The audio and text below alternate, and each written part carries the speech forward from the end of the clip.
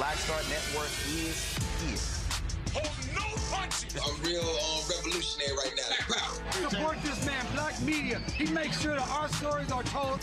Thank you for being the voice of Black America, Roland. Stay black. I love y'all. All momentum we have now, we have to keep this going. The video looks phenomenal. See, this difference between Black Star Network and Black-owned media and something like CNN. You can't be Black-owned media and be scared. It's time to be smart. Bring your eyeballs home.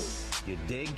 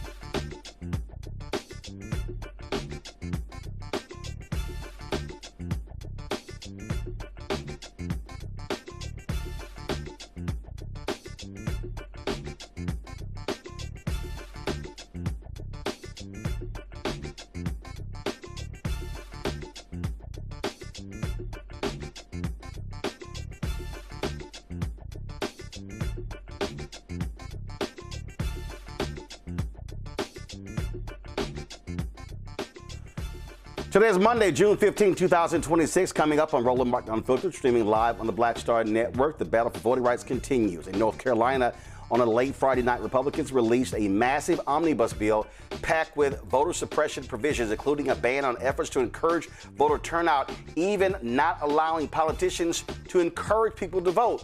We'll talk with the North Carolina State Representative about their latest attack. Georgia lawmakers are set to return to the state capitol for a special session this week to change the congressional maps in that state. Texas Freedom Summer 2.0 is kicking off this week. We'll talk to the director about the initiative, which aims to mobilize black voters. Also, we'll chat with Color Change's chief of campaigns about delivering thousands of petition signatures directly to AT&T headquarters in Dallas, demanding the immediate reinstatement of DEI programs the company dismantled following a pressure campaign from FCC Chair Brendan Carr. The White House UFC event took a turn when one of the fighters insulted former First Lady Michelle Obama, and it was an absolute shit show, the whole program.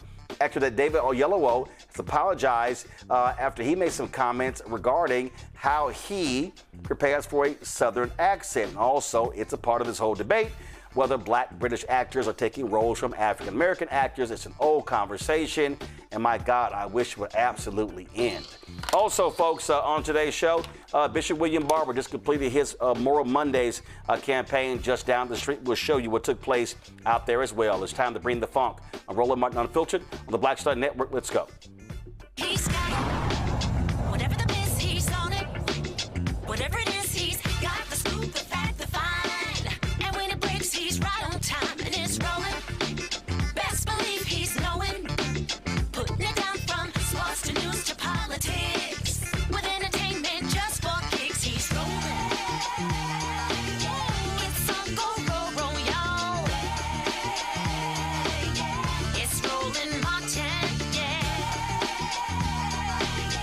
Rolling with Roland now. He's funk, he's fresh, he's real, the best, you know he's Roland Martin now.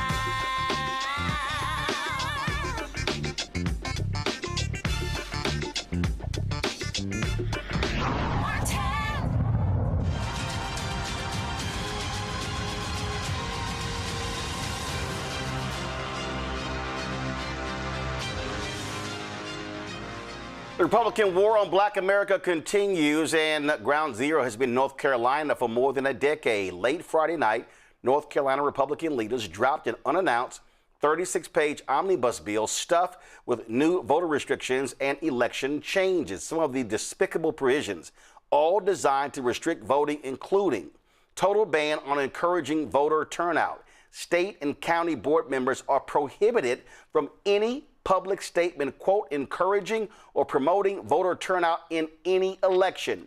It grants the Republican state auditor total discretion to audit all machines, county offices, and personnel involved in any election. Reduces campaign finance transparency. The bill significantly raises the dollar thresholds for required reporting of dark money contributions or media expenditures, waiving reporting for the rest. It requires voters to register with a political party a full year before voting in that party's primary election, up from 90 days. Total ban on any ranked choice voting in any primary or general election statewide, and it strips some overseas voters of their eligibility to vote in any state election. Partisan staffing changes. Up to 25 professional staff at the State Board of Elections will be changed from career civil staff to partisan political appointees.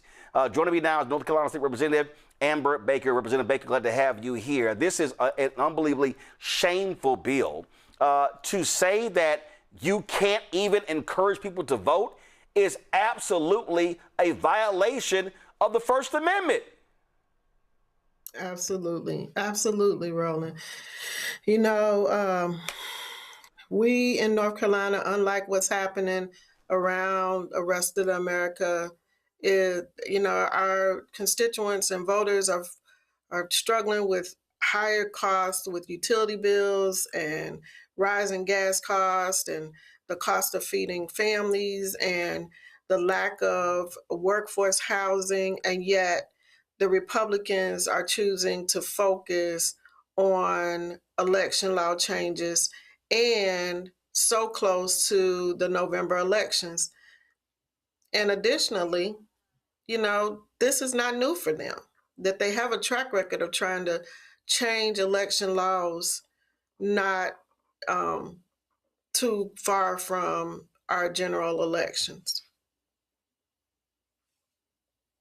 Again, for folks who don't know, in November 2024, Democrats retained the governor's mansion.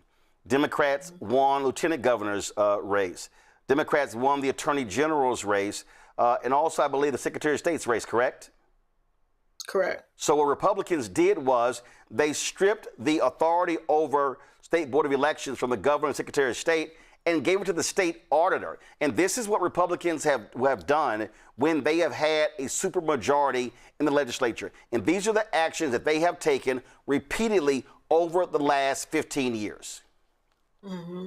And they're also in lock-sync with what we're seeing in terms of trying to get access to our voters' Social Security numbers, which has nothing to do with people's ability to vote. They also are continuing to suppress the voters in terms of access. So as you mentioned at the top, people who are known, who work and serve overseas, but who have their base as North Carolina, but have never actually lived in North Carolina, which is legal because they are in the military. These folks are in jeopardy of losing their ability to vote as well. Okay, so right now, where does this stand? If I'm correct, they no longer have the supermajority, correct? Correct. We have it by one vote. We are able to sustain a governor's veto if Governor Stein chooses to veto this bill by one vote. But as you know, that can be problematic. So we have to make sure that we hold all of our votes. Well, on this particular issue. And what people don't realize is you had 3 Democrats who lost in the primary, and they're pissed off, and they could be problematic in terms of holding that veto. Absolutely. And one of those members is also on the Elections Law Committee, which I serve as the shadow chair for. And so we are scheduled to officially hear the bill in election law and reform in the morning. And there's not enough Democrats on that committee to kill it in committee. But we still want to show a united front. And right now we're unsure where the Republicans stand on this. We've offered a series of amendments to make a really horrible bill less horrible. And so we will begin the process of moving the bill from filing to eventually seeing it land on the floor. It's amazing how this just continues, and Republicans they don't want everyone to vote. That's what this is all about. And this bill they dropped is absolutely shocking, stunning, but it's par for the course for the people who a panel of federal judge ruled were at a laser-like precision of targeting of black voters. These people have been doing all they can to stop people from voting in North Carolina, and especially black people. Yeah, our maps are, they are gerrymandered to the hilt.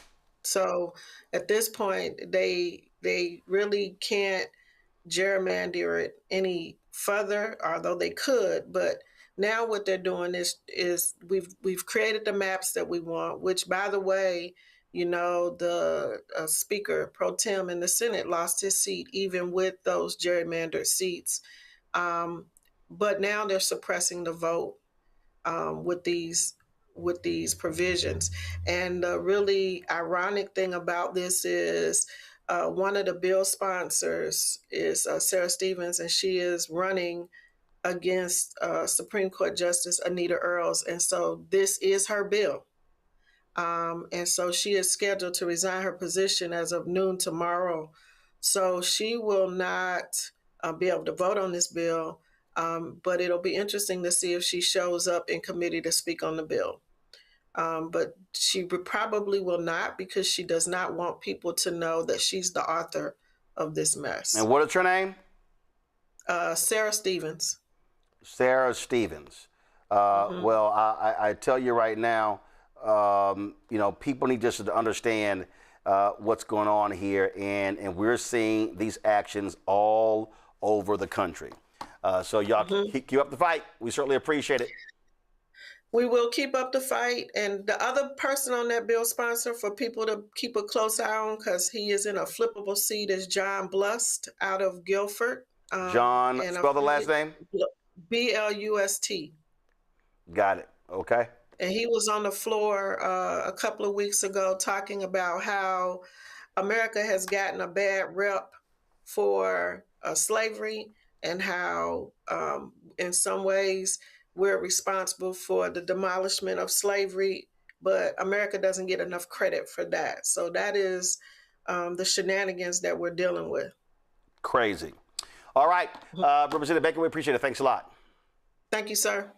Now, folks, also keep in mind, later this week in Georgia, lawmakers will return for a special session to consider moving away from QR code printed ballots used to tally votes. This comes after Governor Brian Kemp called a special session to redraw congressional maps for the 2028 elections and address concerns surrounding the state's touchscreen voting machines.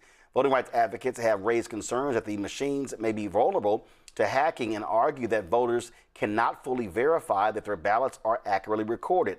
If lawmakers do not resolve the issue soon, election officials warn that the state could face confusion and potentially litigation ahead of a special election to fill a U.S. House seat scheduled for July. But the big thing there also, the changing of their maps for 2028.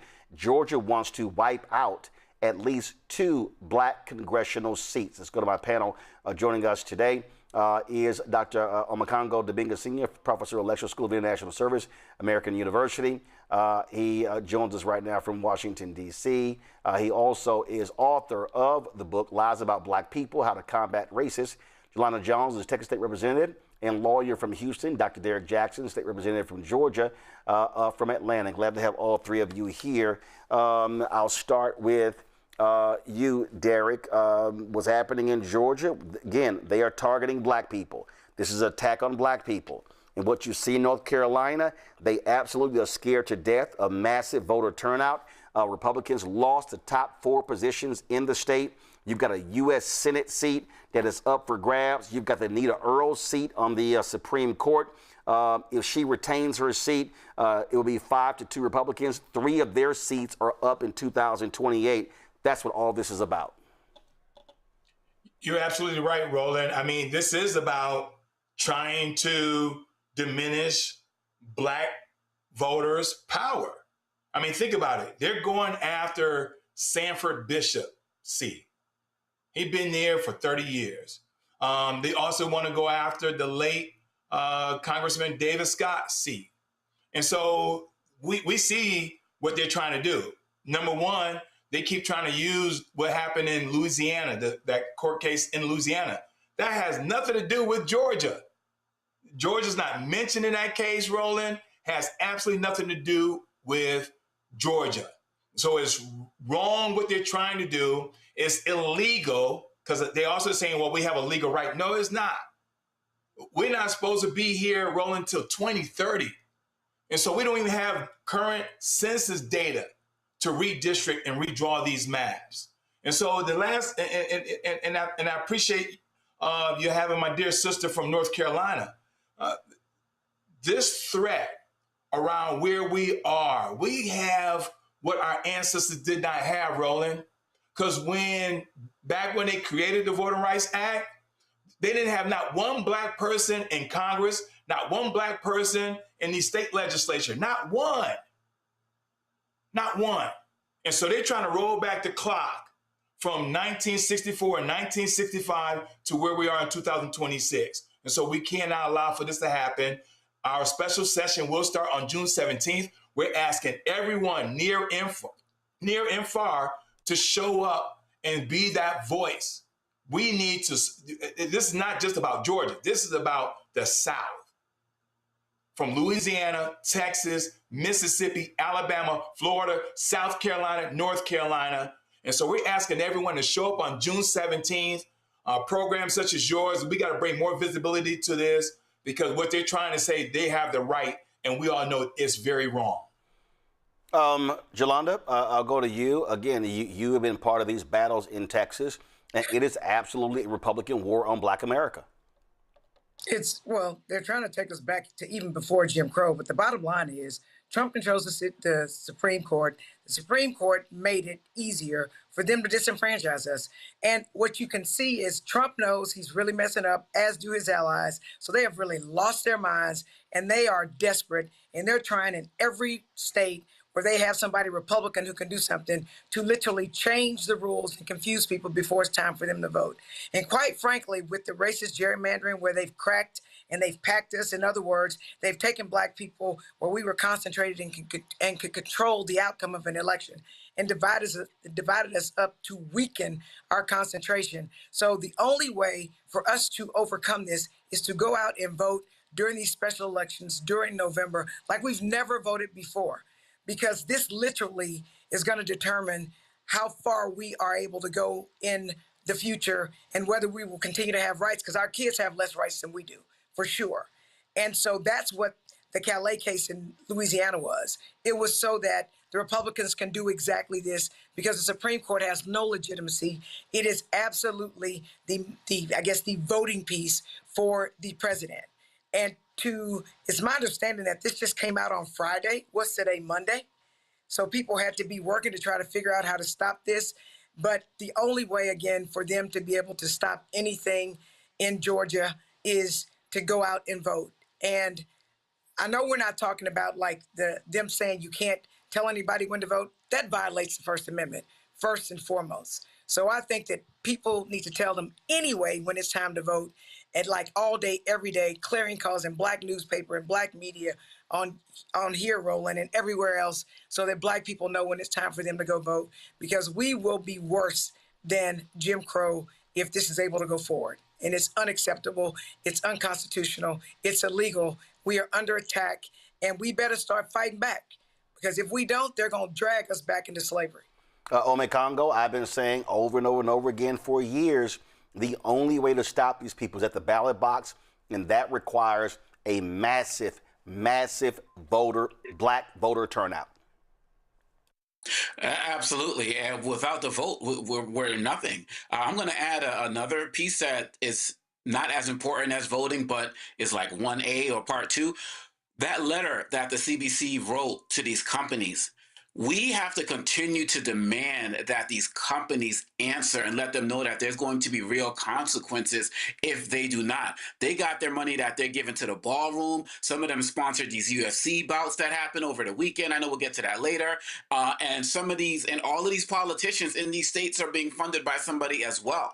And that's another area that we need to do more to speak up on, to let some of these companies know that we can really start to, if we really come together and get organized, we can shut them down as well. So the political piece, the voting piece is number one, first and foremost. We all have said that here, but there are other ways that we can be strategic about it. In the same way that you talk every week about our Black dollars and the power that we have in our community, in the same way that the CBC wrote that letter saying, hey, you organizations got to speak up, we need to put more pressure on them. I saw Angela Rye doing a video about that last week when she was like, people are cowering out, they're speaking up, they just want to protect, they're not speaking up, they just want to protect their checks. And I feel like those folks need to be called out too. But we have to follow up more with these companies, because I think that that's a key component. They're skating by right now while they're helping Trump and MAGA do everything that they want to do. They need more pressure right now. As the phrase says, pressure bust pipes, and that is needed. I got to go to a break. We'll be right back. Roland Martin Unfiltered here on the Black Star Network. All right, folks, let me tell you about Chapter. Now, if you're on Medicare or about to be, the system is not set up to work for you.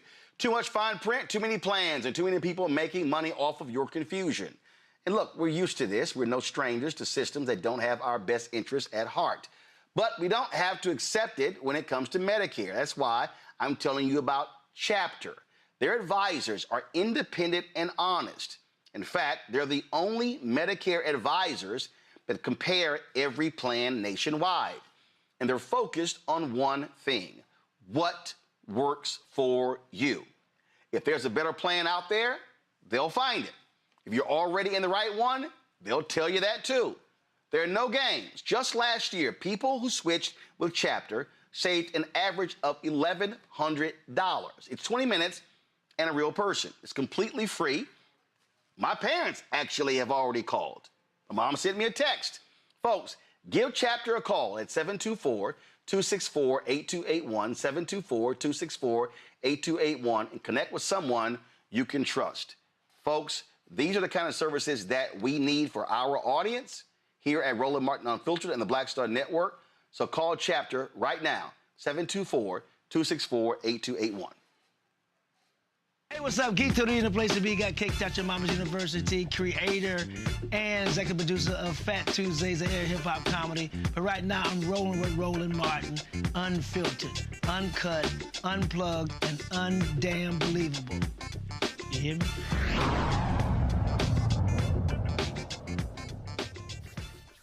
Last night, a despicable thing happened in the nation's capital. Donald Trump literally turned the White House into a trailer park. UFC had their so-called UFC 250 fight that was a spectacle. And remember, the word spectacle doesn't mean that's a good thing. It was pathetic to see this take place on the White House lawn. 4,000 people who were invited to witness this. They had the whole military flyover, all of the imagery, all this crap. Really what it was a way for Donald Trump to throw himself an 80th birthday party. It was just unbelievable. And remember, these Republicans, remember when they criticized President Obama for adding basketball goals to the White House tennis court? These fools had this ring erected, and it took more than a month to actually have it erected. And it was somewhat delayed by storms in the nation's capital. I wish it was delayed completely. Now keep in mind, Donald Trump is an investor in UFC parent company. This was streamed on Paramount Plus. It was streaming on the U.S. Army Twitter channel. So the federal government was streaming a match of a for-profit company, a private company, utilizing public property. This was pathetic. And of course, after this idiot Josh Hokett, who at his weigh-in showed up drunk, spitting on himself, it's no shock that after praising God, he would insult former First Lady Michelle Obama. Hey, shout out to Trump for having the balls to put some shit like this on.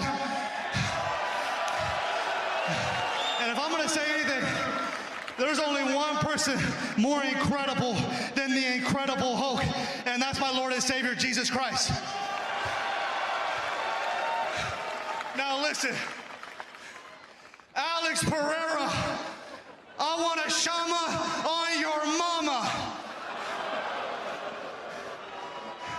And lastly, Michelle Obama is a man.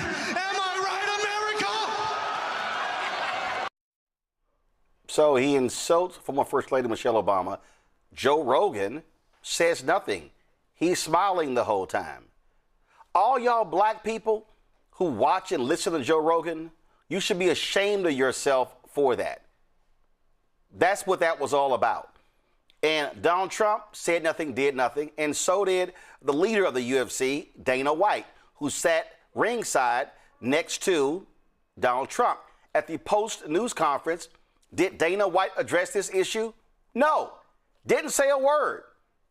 Now, he had an interview late Sunday night with Time Magazine. He said, quote, I understand that the Obamas are public figures, but I'm completely against saying nasty and false things about people's families. Everyone knows my position on free speech, but I hate that kind of nonsense. So why didn't you get your punk ass in the ring and say that? Why didn't you say it during the broadcast? Oh, maybe it's because you slap your wife around and you don't mind women being insulted. And remember when that idiot at Fox News, Emily Compagno, said last month, that totally dim-witted host of Fox is outnumbered. Remember when she got upset and said, why doesn't Michelle Obama stand up and defend Melania Trump? And my second observation is I would really appreciate if any former First Lady would release a statement and just say, I stand in support of this First Lady. Wow. Because that absence of commentary in the way of many, Michelle Obama is on her podcast all the time. We've heard her thoughts on a lot of things. Can she just spare one sentence in support of this First Lady who has been through so much, who has a target on her in the public square and out? It is horrifyingly atrocious how she has been treated. I would love for there to be some support coming out of her mouth. Wow, have any of y'all seen Melania Trump's statement today condemning what that idiot said about Michelle Obama? Nope. Matter of fact, I'm sitting here and I'm going through. I don't recall Outnumbered saying anything today. Now, I don't watch that trash, but yeah, I don't see anything. So it's amazing how selective they are in defending attacks on first ladies. It goes to show exactly who these people are. For him to say that, and for Dana White not to say anything, it goes to show you who they are. Well, CM Punk, when he was asked would he show up at that particular fight, he was very clear. A lot's been made on this White House trip. What do you make of it? Would you accept a trip to the White House if invited? Interesting question. Number one, I would not be invited. Number two, no, I would not go. Just no reason to? No, I'm not. David Duke invites me over for tacos. I'm not going to David Duke's house. You know what I mean? Like, come on. Let's call it like I see it. Sure. You know, racist is a racist. I don't care if you're in the White House or, you live down the street from me. Like, I'm not hanging out with you. See, that's what happens when you have integrity. Sean Strickland, UFC champion and American, was not invited to this big celebration.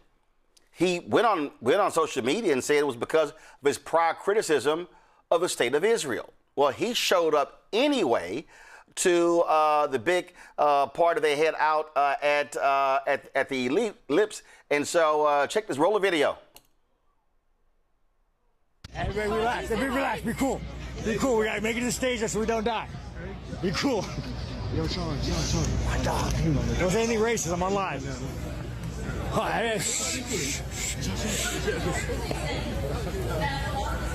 Wait, where's the stage at? It's over there. It's over there. We're going to go right to the stage and we're going to just rally this mother.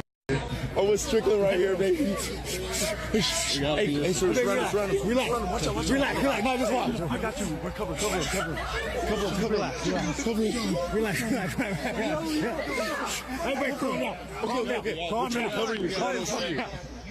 Are you live? Strickland, I watch you. Hey, everybody, get back. Hey, everybody, get back. Sean. Oh, shit.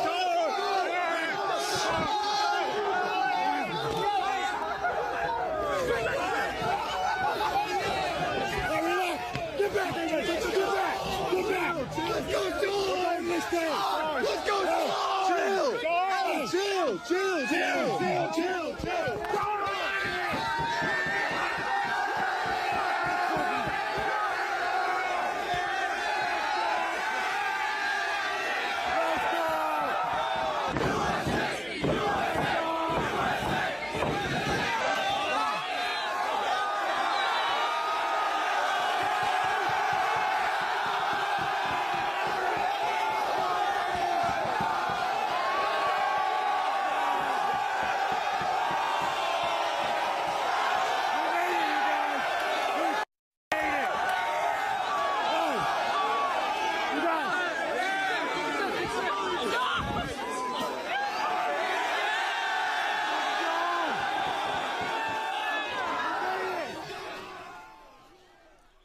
All right, y'all should be cross-rolling another video.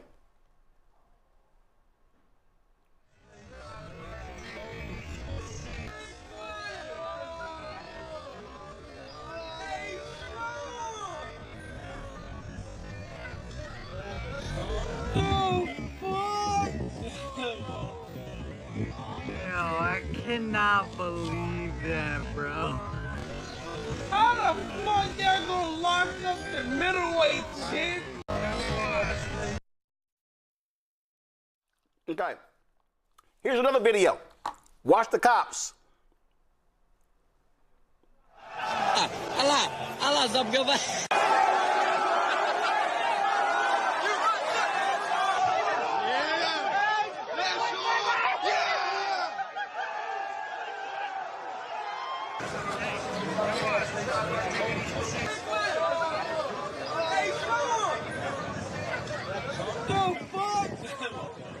I cannot believe that, bro. How the fuck y'all gonna lock up the middleweight chick? Pretty sure I didn't break them all. Like, I'm pretty sure. But I'm about to go to jail. So, let me explain something to y'all. It wasn't ticketed at the fan deal. Open to the public. Strickland shows up. Oh, they said, nah, you critical of Israel, which means Trump, you gotta go. I guess Dana White doesn't really believe in free speech, does he? Let's go to my panel, get their thoughts on the pathetic display of ignorance that we saw this weekend. Omekongo, you first. Whew, man, it really ties into my last segment, comment about first of all, the White House and the entire administration just being for sale. And I talked about the sponsorship. Yes, you talked about Trump being invested in this, and he's talking about, leaving it up there. And the fact of the matter is that this is a fundamentally violent man who believes in violent demonstrations. And this is why we got the insurrection, which he was a fan of. This is why when Rob Reiner was killed, he was talking about, I didn't really like him. He is just a violent man and gets off on violence. And he threw all to this party, taxpayers' dollars, just to get there and fall asleep. And one thing that is not being talked about enough is the way that the military was utilized and disrespected. In order to be there, the military that were called, you had to have a certain height and weight requirement and waist requirement as well. When you see somebody who has a certain, I know Representative Jackson knows this better than I do.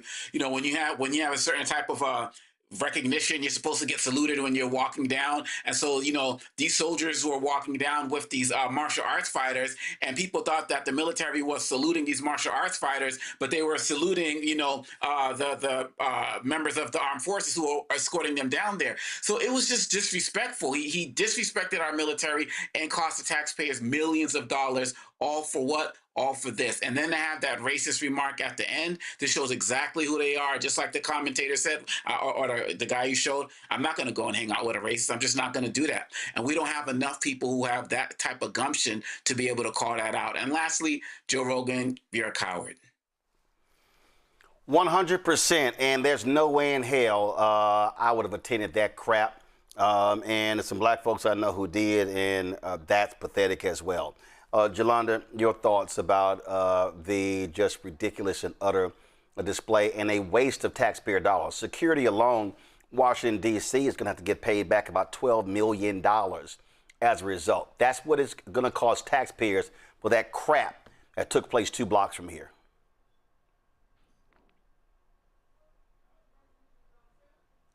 You're on mute. I don't know why, but and I'm sorry about that. You don't know because you hit your mute button. I don't believe so. But let's get back to this. To say that it's ignorant is super nice. It's racist. Call a spade a spade. That's what it is. Number 2, it is obvious that Donald Trump and Republicans and white men especially are terrified of black women because they know that we are the most qualified of anyone, which is why they always coming for us. And they're going to continue to come for us because we know exactly how to get them, how to stop them. That's the second thing I'll say. The third thing I'll say is, look, that little man they showed was like 5'7". He's a freaking Lilliputian is what he is. So these are a lot of men with little things, and they're trying to make up for it with their big words. And I'll also tell you, why on earth would Michelle Obama, with very many letters behind her name, be defending Melania Trump, who's never defended Michelle Obama? And Michelle Obama ain't never had to take her clothes off, ain't never had to strip for nobody, ain't never had to take no naked pictures and be able to come up in this world. And Melania Trump has. And so Melania Trump is a, I guess, pretty face if you like them looking like that. And that's how she got to where it is she is. But you know what? They're going to keep coming after President Obama and Michelle Obama because they don't have anything better to do and they have nothing substantive to criticize us for. And the fact that Donald Trump gets to commingle private funds with public funds is illegal. And when he gets out of office, we need to go after him and put him under the jail, which is exactly where he deserves to be. And we need to cancel every black person that was at that event. And black people do not need to watch WWF or whatever the hell it is, because it's racist as well. I'll tell you this here. This was altered in Photoshop on social media. That was not the shirt that Sean Strickland was wearing, but hey, it's also true. Trump is in the Epstein files, Derek. You know, this is grounds for impeachment. Let's just start there. This is grounds for impeachment. The Congress need to do their job and start this impeachment process right now. I read something earlier today, Roland, that this individual that's occupying the Oval Office, since he's been in for his second term, has enriched his family $3.4 billion. Now, a lot of folks will ask, well, how is that so? Well, this is a great example. Pay-per-view, he's part of that. He got some of those dollars. But I just want to address the military piece. As one that served this country for 22 years, I just posted the late, great Brigadier General Charles McGee. He's the last of the Tuskegee Airmen. He was 102, served this country. And when I watched those 12 jets that was part of this process, this is not a $5 million jet. Those jets each cost closely $50 million apiece. So when you start talking about the misuse and abuse of our military personnel, those who serve, those who no longer serve, those who are retired, and they serve this country, some of them gave their last breath, and you got the person that's referred to as the commander-in-chief, this is grounds for impeachment. And there were also 3 brawls that took place on the ground of this Rose Garden. They didn't want to talk about that neither. Fights broke out. And so we just got to make sure that this most despicable and disgusting, while they keep talking about the celebration of America in the last 250 years, yeah, we got to talk about the triumph, but we got to talk about the tragedy too. We got to talk about those who serve this country. And it's just despicable that this person that referred to himself as the commander-in-chief treated this country and continues to treat this country in the most demeaning way. And then last but not least, you know, Malcolm X said it best. He said the most disrespected person in America is a black woman. The most unprotected person in America is a black woman. The most neglected person in America is a black woman. So for him to come out and to say what he said about Michelle Obama, the one that occupied that White House for 8 years, scandal-free, and there's no response to it. There's no response from the current First Lady that's there. And so I'm beside myself right now, Roland, because it's incredulous to me. Mm-hmm. It's incredulous to me. Yep. Well, and this country too. Well, don't forget. Don't forget. This is what another UFC fighter, Bryce Mitchell, what he said last week when he was asked about this pathetic event that was staged at the White House. And again, they kept saying that, oh, UFC is covering all costs. No. Taxpayers also funding some stuff as well. Go. I'm an economics major. I love studying politics. On the political side of things, not the UFC's business. That is, of course, they're going to say yes to it. But what I think personally is that our government is desecrating its role in society by entertaining sports. Our government is to protect and serve the people, and really should be as minimal as possible. And when you're doing all of this stuff, hosting sporting events, it's really outside of what the goal of the government was intended to be, because our tax dollars and resources are funding this operation. And like I said, I'm not criticizing the UFC. I love Dana. I love Hunter. I love Sean, Mick. I love all of them. And it's an amazing thing. It's a once-in-a-lifetime thing. But the government should never be hosting sporting events because there's more room for corruption, and we already have a corrupted government. And so that's my thoughts on it, is that the government is supposed to protect us, not entertain us. Yeah, he absolutely spoke truth there. See, what you have to understand, you're also dealing with just complete hypocrites and idiots on the right. Glenn Beck, at one time, who said that it would be an abomination. There's no way in the world that he could ever support Donald Trump. Oh, and then he turned into the second biggest Trump ass kisser behind South Carolina Senator Lindsey Graham. This is the same person who decried, who just trashed President Barack Obama for sitting down and doing interviews with YouTube creators. This is how he felt about the UFC fight at the White House. So when I saw a cage match on the lawn where the president decides the question of war and peace, the historian in me kind of flinches a little bit.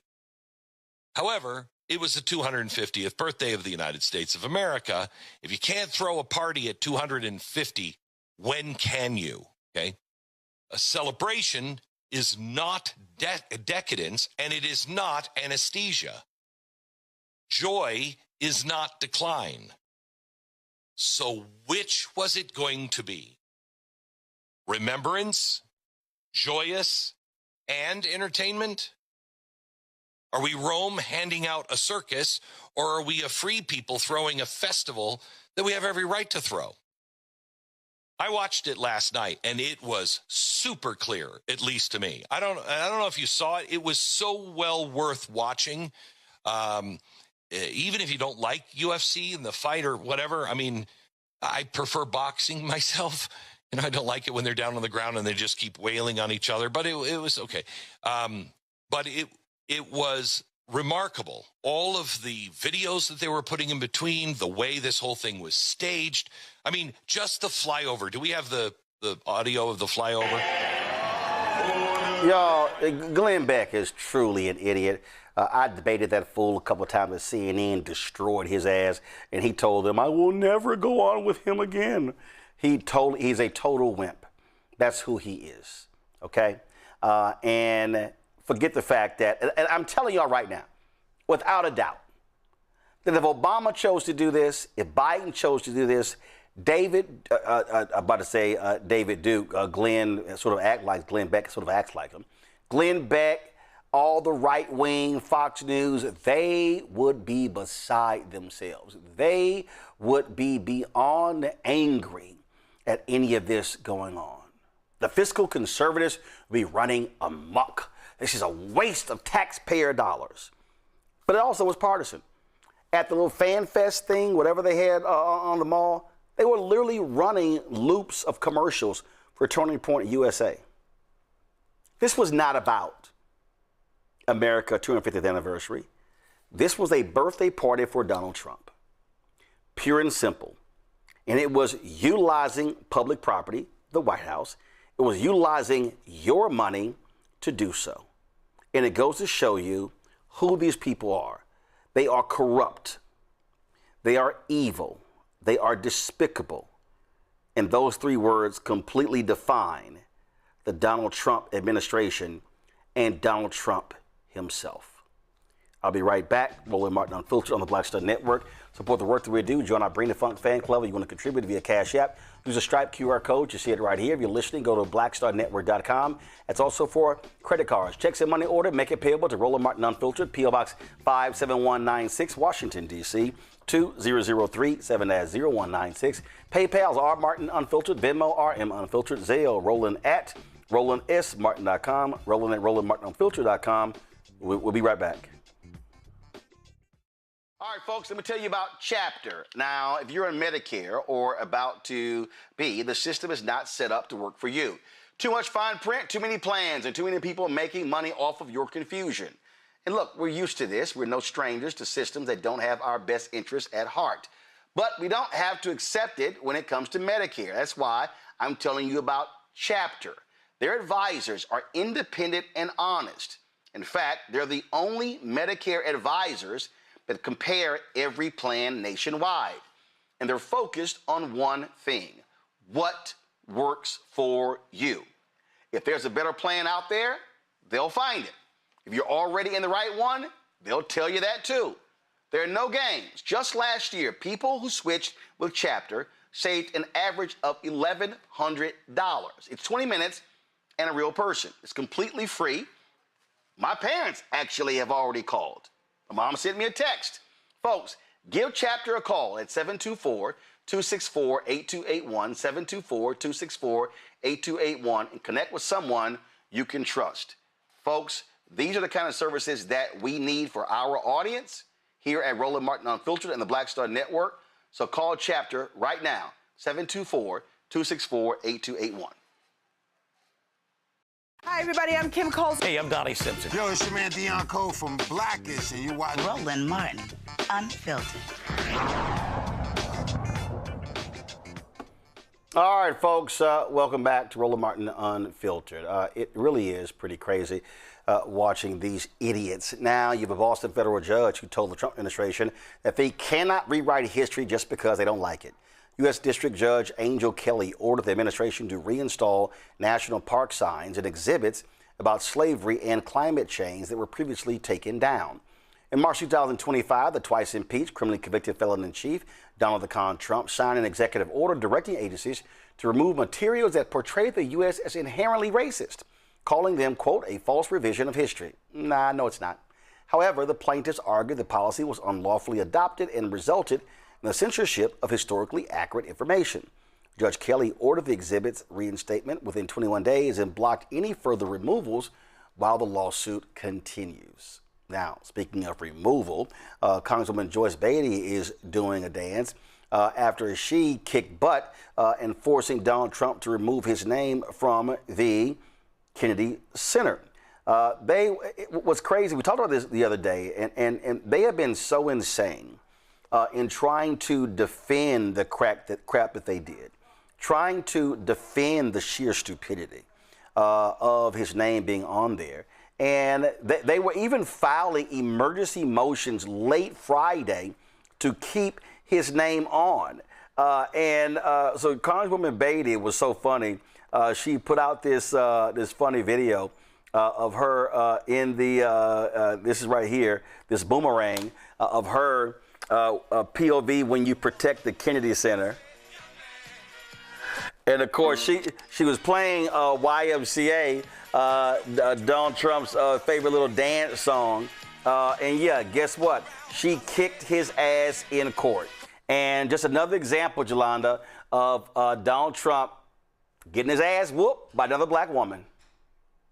I mean, that's what we do, Roland.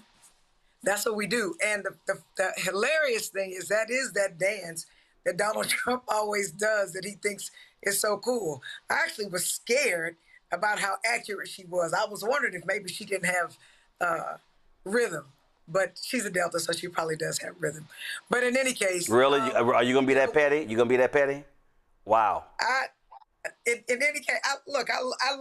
I mean, do I need to bring up Trick Daddy at the AK convention? You know what? Stop that. Stop that. I don't know why she did that. You got petty. So in any case, all I have to say is this.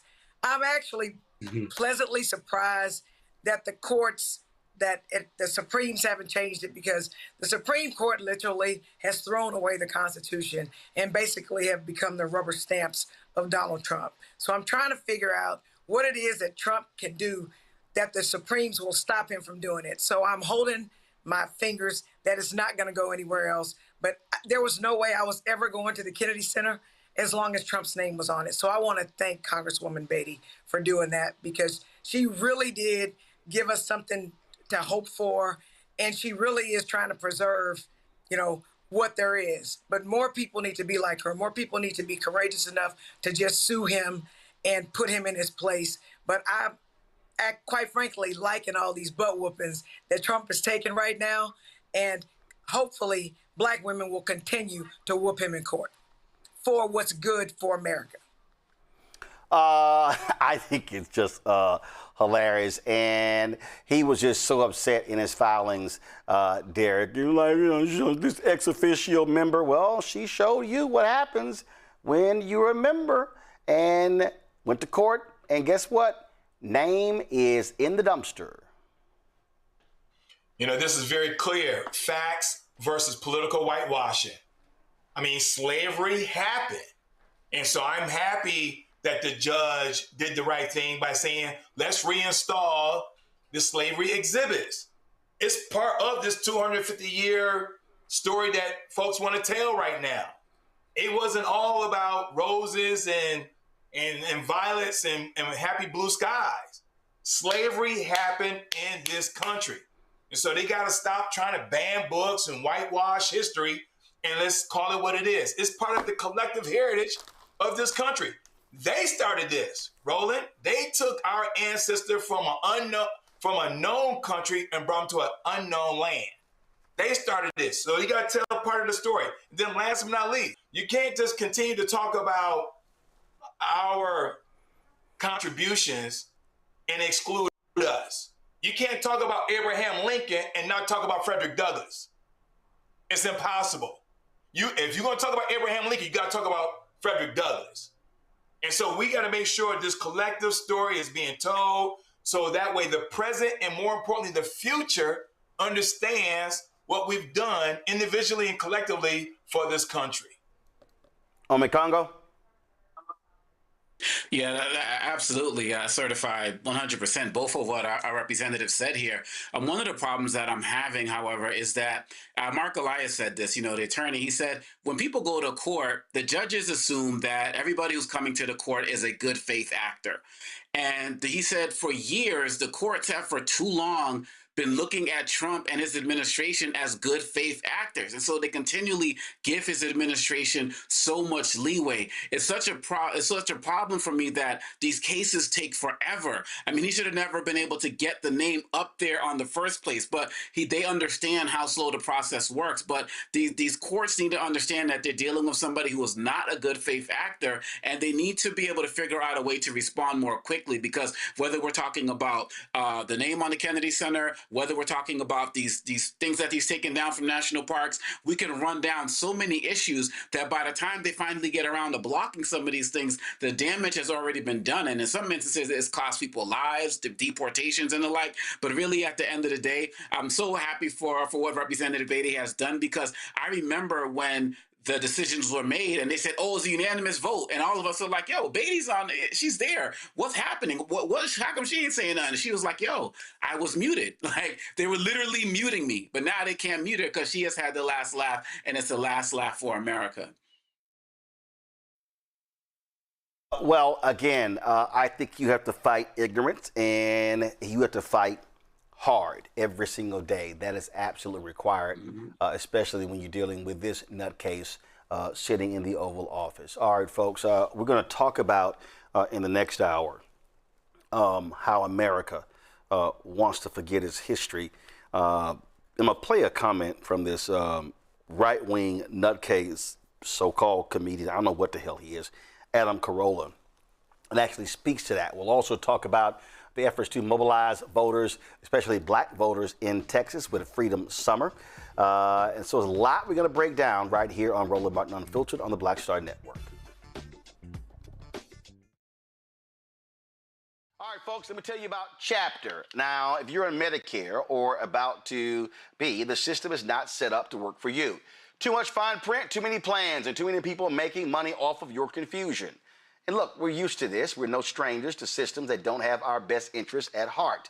But we don't have to accept it when it comes to Medicare. That's why I'm telling you about Chapter. Their advisors are independent and honest. In fact, they're the only Medicare advisors that compare every plan nationwide. And they're focused on one thing: what works for you. If there's a better plan out there, they'll find it. If you're already in the right one, they'll tell you that too. There are no games. Just last year, people who switched with Chapter saved an average of $1,100. It's 20 minutes and a real person. It's completely free. My parents actually have already called. My mom sent me a text. Folks, give Chapter a call at 724-264-8281, 724-264-8281, and connect with someone you can trust. Folks, these are the kind of services that we need for our audience here at Roland Martin Unfiltered and the Black Star Network. So call Chapter right now, 724-264-8281. Unplugged and undamn believable. You hear me?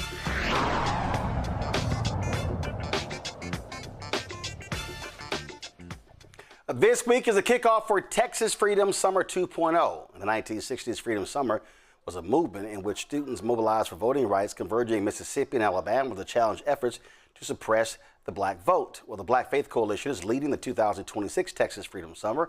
Reverend Dr. Danielle Ayers, the co-director of the Black Faith Coalition, joins us right now. Danielle, we had y'all on before. You had your first gathering that was in Beaumont. How did that gathering go, and what's next? Yeah, so thank you so much, Roland, for having me on again. I want to give a shout out to my co-laborer, Reverend Edwin Robinson, who I wanted to be on with me on tonight because I want everybody to meet him. He is certainly working very hard to make this happen. Beaumont went well, right? We had quite a few clergy. We had some local activists there. And so it really talked about what does it mean for us to mobilize voters locally, that we might be able to expand that throughout the state. And so it went very well. In fact, we had someone from West Texas in Abilene to drive to Beaumont. And because of that, they now want us to come to Abilene. So we'll be headed to Abilene in August. But our first 2-day Freedom Summer will take place in Houston on July 24th and 25th. So, you know, we have 3 Freedom Summer 2-day events. So it's really like one experience, 2 days, 3 locations. The Friday night is going to be designed really to pull in definitely some of our younger folks to get connected and engaged through live music. We're going to kick back and just have some Black joy, but also have some message in our music to encourage our young folks to come back the next day to go through mass training on Saturday, as well as folks at large, right? It's for our faith communities in particular, but certainly anybody from community who wants to come to be trained on advocacy and policy, how you can learn how to not only register people to vote yourself, but also how we do more than registering, but how do we turn people out and get them to the polls? And beyond getting people to the polls on election day, how do we stay engaged in Texas so that as a Texas legislature opens up in 2027, we are equipped and empowered, and we're building our state power, particularly independent Black power, in order to change the systems here in the state of Texas. So Beaumont went well, headed to Abilene, but we're looking at Freedom Summer in Houston, Austin, and then closing out in Dallas, September 18th and 19th. So how are you in terms of data collection? Because the reality is having events is one thing, but you want to be able to track people. How are you doing that? How are you being able to say, hey, after August, how many people did we touch? Do we have names and phone numbers and emails and social media, things like that? Certainly, everything that we do, whether it's Freedom Summer or just gathering people for training, we collect everyone's data. Not only do we collect your name, your contact info, we also collect what are some of the skills and talents that you have. Because we also believe that this is also a form of, if you will, a reciprocity, right? We're coming, but we know you also have something to offer. So it's also about not collecting the data, but collecting that data in a very intentional way to keep people connected. So we're not being transactional, that we really are talking about how do we transform through mobilizing and organizing our people for long-term change while we're looking at this more short work between now and midterm elections. So we're constantly collecting data and also continue to reach out to the folks after the event is over to keep up. And I'll say another thing that we're doing here in North Texas on June 27th, in Dallas County in particular, we're going to be hosting a voter deputy registrar training, because in many ways we want people to be empowered to not just tell people to go vote, but if someone, you're just talking to family reunion, family gathering, just hanging out with friends, if someone is not registered, you can pull out that card and register them right on the spot to make sure they're registered to vote. And so that is— So hold up. So let's stop right there. Okay. That's taking place on what day? June 27th, Saturday, June 27th, from 9:30 to 12. And so I'm going to give you a suggestion that I think you should do this on June 28th. So this took place in Chicago when then State Senator James Meeks was contemplating running for governor. what he did was he had the exact same thing you're talking about right after church. And so what they did was, it was the largest number of people who were deputized as voter registrars in Illinois history. And so what he did was they promoted that, and they said, hey, come to church. At the end of church, they were going to, so they had that very thing. And then that's what they did. So what I would suggest is, hey, in 5, 8, 10, whatever number of churches across the country, do the exact same thing, and then you can able to say, hey, we actually deputize 8,000, 10,000, 20,000 people. It was amazing when they did that. Salem Baptist Church, the House of Hope, the facility holds 10,000 people. It's the second largest church, second largest building in Illinois behind the United Center. And that's how they did that. And so I would recommend adding that. And you, between now and that June 28th, educating those preachers, explaining to people what that actually means, and say, hey, y'all just stick around. I don't know how long the training is an hour or 2 hours, but stick around after church. And then now, as opposed to hoping folks show up on that Saturday, they already in the pews on Sunday.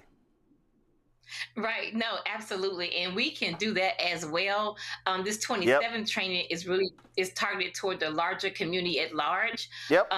Folks who may or may not go to church, but we want them to be connected with us. But I like that, and that's very doable. And we can certainly put that on the calendar and reach out to the other churches that we work with in the Dallas Metroplex area to do the same thing on a Sunday. Well, I would take it. I would make it the whole state and say, identify your key churches in 5, 10 markets, and certainly reach out to Reverend James Meeks to talk about how they actually did it there in Chicago. Questions from our panel. Omekongo, I'll start with you. Thank you so much for what you're doing. This effort is so important. I really wanted to dig a little deeper on the young people. People talk so much about young people are not engaged and not caring. You go to these voter registration events, it's mostly older people. What are you seeing from the young people right now? Are people just making up stories about our youth? Well, two things. Number one, the youth that we are engaged with want to be connected, engaged, and some of them just don't know how and where to connect. And so for us, the Friday is geared toward at least having music, the arts, as a way of connecting with our young people, and then having conversations with them and inviting them to come back and to dig a little deeper and get connected based on, hopefully the arts will bring them into the space. And then if we're good and we're able to connect with them, they can say, oh, I get it. Now I'm connecting dots. Let me show up on Saturday to get involved. But also for our youth that are 6th grade through 12th grade, we have the Children's Defense Fund who will be doing a separate youth organizing training, because we want to also catch them even younger, right? To get them connected and engaged, and to understand that no matter what they do in life, by way of professional life or et cetera, that they understand their civic responsibility regardless of which way they go. So we're super excited about that portion of it. But it's beyond. I want to be clear that Freedom Summer 2.0 is where we want to lean into to do broad reach. But we're also constantly working to do all of those, also the smaller gatherings that are more intimate, where you have an opportunity to really get to know people, answer questions, talk to them, and connect their problems to the policy, but also more than that, to show them they already have power, and how do we then pull all this power together to have a consensus agenda as we go into the 90th Texas legislative session, because that is our North Star at this moment. It's how do we listen to the people on the ground at these engagements to find out what is important to you, what's most important to you, and how do we translate that into real policy and laws here in the state of Texas, as much as we can from the ground up at your municipal level all the way to the state level. Jolanda? Hey, so Pastor Dr. Ayers, nice to see you again. We were just having this conversation when you spoke with us at the Texas Legislative Black Caucus. I say that to say this: I think history is important. And what I want to know from you, we know that Freedom Summer in '64 is what ignited the Voting Rights Act. We know that. We know that it was led by young people, including people from SNCC, who wanted to inspire young people, who wanted to make a difference. My question to you is, during Freedom Summer, I know we're going to have music, because you can always get some kids to go to a concert. Are you going to have some connect the dots where you explain to the kids because I believe that imitation is the highest form of flattery. And so you are imitating what was very successful in '64. Are you going to explain to them the connection so that they can feel a part of history if they want to be there? Because I know as I was reading about the civil rights movement, which I wasn't alive yet in 1964, and I always said, if this were going on when I was alive, I know I would be there. Are you going to do that connection for the young people so that they can see that they can actually make a difference? Yeah, absolutely. That's the whole point of Friday. It is the music, but throughout the evening, that is going to be very intentional, have breaks to then talk about why we're here and what's happening over the weekend, because it's not two events, right? It's Friday and Saturday. And Friday is just a way of pulling us in as community. But yes, we absolutely have in the Runner Show how we're going to, throughout the evening, connect those dots for folks with the hopes that that would inspire them then to come the next day to get the necessary knowledge, skills, and training to do the work we're talking about. Not just voter registration, turnout, and education, but cultural civic literacy and beyond the moment of Freedom Summer. We have to also think, ahead beyond that moment. And to your point, young people led that movement, but I also think about Fannie Lou Hamer, who was a middle-aged Black woman who worked with the students, right? That was her entry point into that movement, though she already had it in her, a well-developed theologianist understanding of human rights. Like, she's more than just a voting rights activist or a civil rights activist. She was a human rights activist. So I think connecting those dots and us understanding that it's not one generation over another, but it's all of us coming together, because it's going to take all of us bringing our wisdom, our knowledge, and our skill sets to this moment if we're going to meet this moment now and beyond. So I'm going to add one caveat, and I understand what Yolanda just said, but I'm going to add this caveat, and that is I would not spend lots of time on Freedom Summer in the 60s. Here's why. Terrence Woodbury of Hit Strategies has done a ton of focus groups. And really, I remember the conversations he and I had going back to 2020. So now we're talking 6 years. And what's very interesting, he said, based upon his focus group data, and I'll connect you with Terrence because I think this is really important, Danielle, to be using the right language. What he said is that when you're talking to an 18 to 35 demo, if you use the phrase voter suppression, they instinctively think the 1960s. So they literally don't identify it. Now, it's interesting that we use it all the time, but that when they hear it, they think something totally different. His focus groups have said that when people talk about, man, people die for the right to vote, it does not connect with them at all. So I think it's important. Yolanda is right. I do. We absolutely have to connect with 1835, really 1844, which is the lowest voting demo, and the highest voting is 45 plus. But I do think it's really important as we're segmenting audiences, making sure that we have, based upon those focus groups, have the right language that connects with them, and that we're not using language that doesn't connect with them. Because it was fascinating when he told me about those polls, and I was like, wow. I mean, but he literally said, it's in the data. If you say voter suppression, it doesn't move them. But he said, if you say they're shutting down polling locations, that moves them.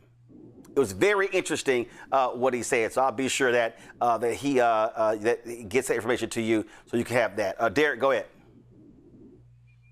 Texas holds the largest raw number of Black eligible voters of any state in this country. My question is simply the number of eligible voters and those who actually show up on voting day. There's a huge gap. I mean, the Black church, HBCUs, Black fraternities and sororities, the D9, we do a phenomenal job registering. But right now, I'm just using Georgia as an example. Actually, I disagree. I disagree on the phenomenal part, but go right ahead. I mean, we have 33% of black population in Georgia. But right now, in this special election, only 6.6% turnout. 6.6, 33%. And so what can we do other than having nice rallies and parties and bringing out the TIs and everybody? We got to close that gap between 6.6% and 33%. Yeah. Danielle, go ahead. So, yeah, let me say this. So we have we have a very large number of eligible voters in Texas. So part of what I'm saying beyond Freedom Summer, right? And some of the stuff we already have done. We work with like Black Voters Matters and others who give us the data to say, in this particular precinct, there was low voter turnout. Here are some very targeted ways you need to do text, phone banking, lit drops, etc. So for us, our strategy is going to be looking at those numbers, working with those organizations that provide that data to do targeted type of turnout and organizing in those specific precincts and areas with the hopes of making sure that we can then increase that by those outreach efforts. And I'll just say that it's not about rally, but the rallies are something that pulls people in, but you have to have something beyond that moment, which is why we collect data then to invite them out to something even smaller, more engaging, or our way of looking at where people are to be able to then target those areas to make sure it's not just one touch, but multiple touches. Because I also think we do a lot to touch people once and say, go vote, early vote starts on this day, hang up, go to the next caller. But some kind of way, we have to do more than one touch so people can feel like they are a part of this political ecosystem. And I think we have to do more training and educating around that as well. That is not just voter engagement that's critically important, but beyond that we have to understand that impacts other things in the political ecosystem, whether that's policy, whether that's, people who are appointed to federal judges, to judge positions, et cetera.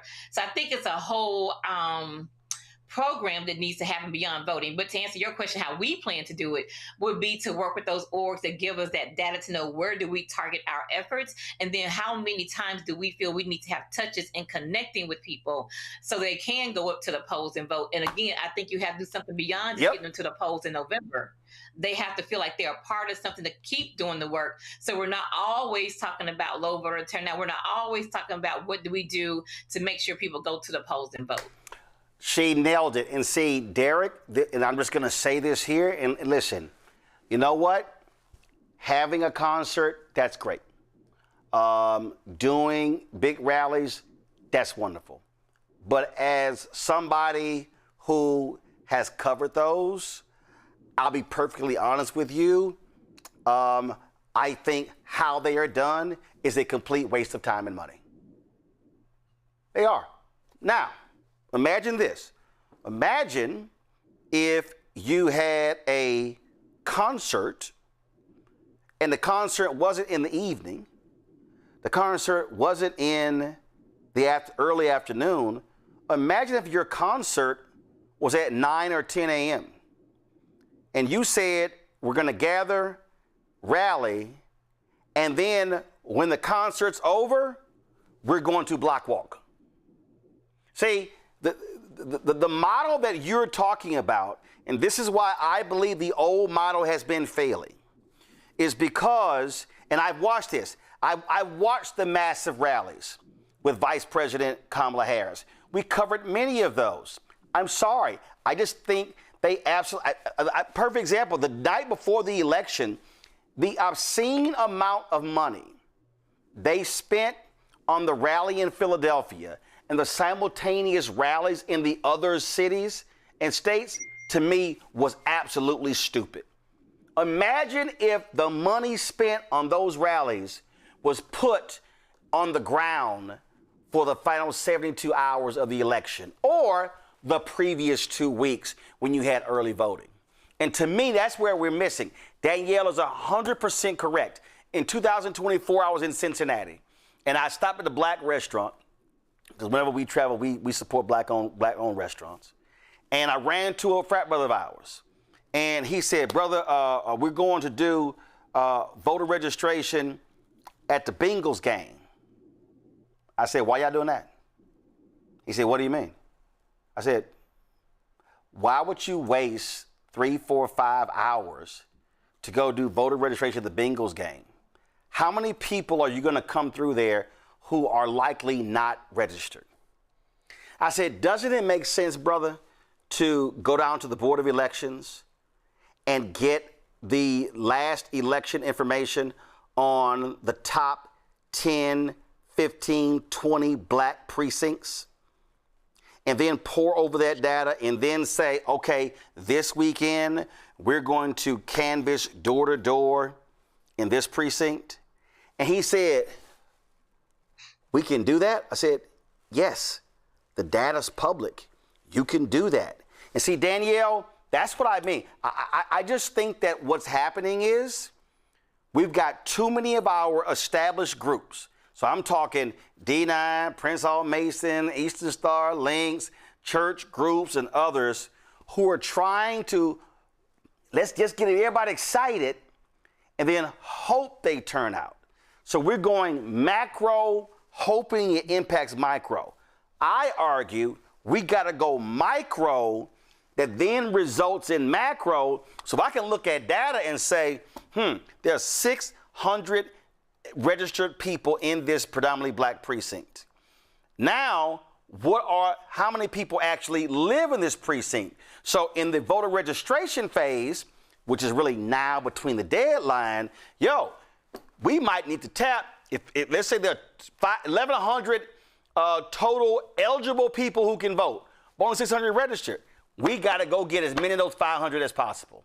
And once we get them registered, we then have to double back and now retouch them 2, 3, 4 times before election day to make sure they turn out. And that's how we should be taking our groups and say, hey, don't go to a football stadium and spend your time. No, take your 10, 12, 15, 20, 30, 50, 100, 200 members and descend on a black precinct. Yeah, right. I think it's well, when you talk about building power across Texas, it has to be from the ground up, right? So we have to make sure that we are touching people at the very ground level. To your point, the micro approach is where we're going to have to go now and beyond. I would continue to say that we need to think beyond midterms, to 28 and beyond, right? So you're absolutely right. And that's our goal, and that's our program, and that's our plan of action. All right, then. First of all, if people are interested, where should they go to get information? They should go to Black Faith Coalition on Instagram, is where we have all of our contact information, everything regarding Freedom Summer, and also the other work that we're doing to mobilize around the state of Texas in these smaller groups where we're building justice hubs across the state of Texas. All right, then. All right, Danielle, we really appreciate it. Thanks a lot. Thank you. All right, then. All right, folks, I'm going to take a break. We're going to talk about Brits versus American actors. The actor David Oyelowo got folks all in their feelings because of a comment he made on a podcast. But I'm going to take this thing deeper because I believe that too many people are making a massive mistake when it comes to this particular issue. Also, Color Change is targeting AT&T, saying y'all need to reinstate DEI, and the hell with Donald Trump's FCC chair, Brendan Carr. We'll talk to them next. You're watching Roland Martin Unfiltered right here on the Black Star Network. About chapter. Now, if you're in Medicare or about to be, the system is not set up to work for you. Too much fine print, too many plans, and too many people making money off of your confusion. And look, we're used to this. We're no strangers to systems that don't have our best interests at heart. But we don't have to accept it when it comes to Medicare. That's why I'm telling you about Chapter. Their advisors are independent and honest. In fact, they're the only Medicare advisors that compare every plan nationwide. And they're focused on one thing: what works for you. If there's a better plan out there, they'll find it.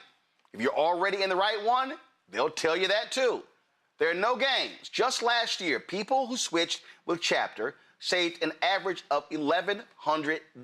It's 20 minutes and a real person. It's completely free. My parents actually have already called. My mom sent me a text. Folks, give Chapter a call at 724-264-8281, 724-264-8281, and connect with someone you can trust. Folks, these are the kind of services that we need for our audience. here at Roland Martin Unfiltered and the Black Star Network. So call Chapter right now, 724-264-8281. Hello, we're the Critter Fixers. I'm Dr. Bernard Hodges. And I'm Dr. Terrence Ferguson. And you're tuned in to Roland Martin Unfiltered.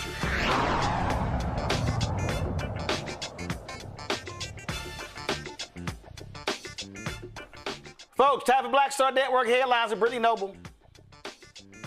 Jury selection started today for a white man who gunned down 10 black people in a racially motivated attack in Buffalo, New York at a supermarket. 1,200 potential jurors were summoned to a U.S. District Court in Buffalo to complete a more extensive questionnaire to determine whether they can serve as jurors. Those who make the cut will be brought back in August for round 2. The trial is set to begin in October. 22-year-old Peyton Gendron is already serving a life sentence without the possibility of parole after pleading guilty to state charges stemming from the 2022 attack, including domestic terrorism motivated by hate. On May 14th, 2022, he walked into the Tops supermarket to carry out a plan to kill black people. Prosecutors say Gendron committed the rampage on a Saturday afternoon when he knew the store would be full of black shoppers. His attorneys have proposed that pleading guilty to the 27-count federal indictment, including 10 counts of hate crimes resulting in death. But the Department of Justice has rejected this offer, and now the federal government is pursuing the death penalty. Gendron has not pleaded guilty to federal charges. And California Governor Gavin Newsom says that he and his wife Jennifer are under investigation by the Department of Justice. Newsom claims that federal agents have been contacting those connected to them and requesting records as part of their inquiry. He argues that this investigation is a politically motivated push from Trump, as he is known for his public criticism of the president. Newsom says he is not aware of any wrongdoing and believes investigators are searching for a crime rather than an established allegation. The DOJ has not publicly provided details about an investigation or identified specific allegations tied to Newsom or his wife. Haitian refugee Daffy Michelle's death has been ruled a homicide after she was found at a bus stop in Pittsburgh following her release from ICE custody. The Allegheny County medical examiner determined that she died from hypothermia after spending more than 30 hours at the bus stop on March 2nd. 3 days prior to her death, Michelle had been in the Washington County jail, where she had spent the last 6 months facing misdemeanor charges. The judge dismissed the charges against her on February 27th, and her brother was waiting to pick her up. After her release on February 27th, she was transferred to ICE and enrolled in the Alternatives to Detention program. Her family was not informed that an ICE detainer had been placed on her life. Michelle was in process at the ICE Enforcement and Removal Operations Office and released with an ankle monitor on the same day. And on March 3rd, ICE received a notification indicating that her ankle monitor had been tampered with. ICE officers went to the last known location, according to the GPS system, which was the county medical office. And upon arrival, local staff refused to cooperate or speak with ICE federal law enforcement. Instead, the officers had to contact the U.S. Marshal Service, who were allowed entry into the building and were given the severed ankle monitor. However, local staff refused to provide any information to the U.S. Marshals about Michelle's condition. ICE was never officially notified of her death and learned about it through media reports, as the local county refused to communicate with federal law enforcement. In Canada, 16 officers with the Montreal Police Department are under investigation after being accused of racist conduct. The investigation started in March after fellow officers claimed that they unfairly targeted black people. Some incidents included collecting pieces of black men's dreadlocks to keep as trophies and making racist remarks. On Friday, Montreal Police Chief Fatty Daffner said 2 of the officers have been suspended while the other 14 officers have resigned. Montreal Mayor Saura Martinez-Ferreira said the Minister of Public Security has been made aware of the situation and that they are now working together to have body cameras issued to the department. All right, folks, be sure to watch The Breakdown, Brittany Noble, every day, noon Eastern, right here on the Black Star Network. Again, The Breakdown, Brittany Noble, every day, noon Eastern, right here on the Black Star Network. All right, folks, coming up next, we'll talk with Color Change about their petitions being sent to AT&T to reinstate DEI. You're watching Roland Martin Unfiltered on the Black Star Network. Support our work. Join our Brina Falk fan club. If you want to contribute, you use the Cash App. Via Cash App, use Stripe QR code. You see it right here on the screen, or go to blackstarnetwork.com, or send checks and money order to P.O. Box 5. First of all, make it out to Roland Martin Unfiltered. P.O. Box 57196, Washington, D.C., 20037-0196. PayPal's R Martin Unfiltered, Venmo RM Unfiltered, Zelle, Roland at RolandSMartin.com, Roland at RolandMartinUnfiltered.com. We'll be right back. All right, folks, let me tell you about Chapter. Now, if you're on Medicare or about to be, the system is not set up to work for you. Too much fine print, too many plans, and too many people making money off of your confusion. And look, we're used to this. We're no strangers to systems that don't have our best interests at heart. But we don't have to accept it when it comes to Medicare. That's why I'm telling you about Chapter. Their advisors are independent and honest. In fact, they're the only Medicare advisors that compare every plan nationwide. And they're focused on one thing: what works for you. If there's a better plan out there, they'll find it. If you're already in the right one, they'll tell you that too. There are no games. Just last year, people who switched with Chapter saved an average of $1,100. It's 20 minutes and a real person. It's completely free. My parents actually have already called. My mom sent me a text. Folks, give Chapter a call at 724-264-8281, 724-264-8281, and connect with someone you can trust. Folks, these are the kind of services that we need for our audience here at Roland Martin Unfiltered and the Black Star Network. So call Chapter right now, 724-264-8281. What's up, y'all? This is Wendell Haskins, a.k.a. Win Hogan at the Original T Golf Classic. And you know I watch Roland Martin Unfiltered.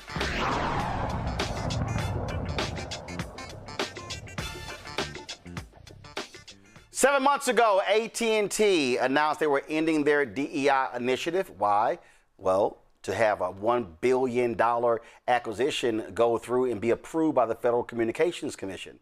Under Brendan Carr, the FCC chair, he's made clear he won't approve any acquisition, any mergers, unless companies get rid of DEI. Well, Color of Change, the largest online racial justice organization in the United States, along with its partners, have delivered thousands of petition signatures directly to A&T headquarters in Dallas. They are demanding the company reinstate DEI programs. This action marks the beginning of Color of Change's Juneteenth week of action, a 6-day series of events taking place from June 15th to the 20th in Dallas, Memphis, Baltimore, D.C., and through virtual programming nationwide.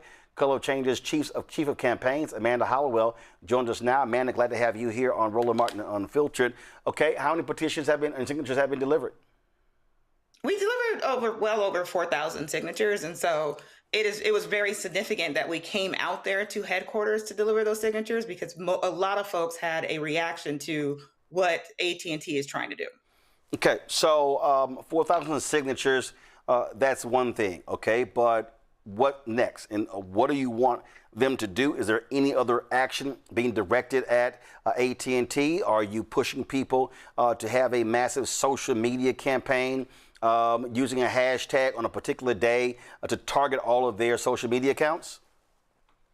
Well, yes, we want you to target social media accounts, but let's just talk about it.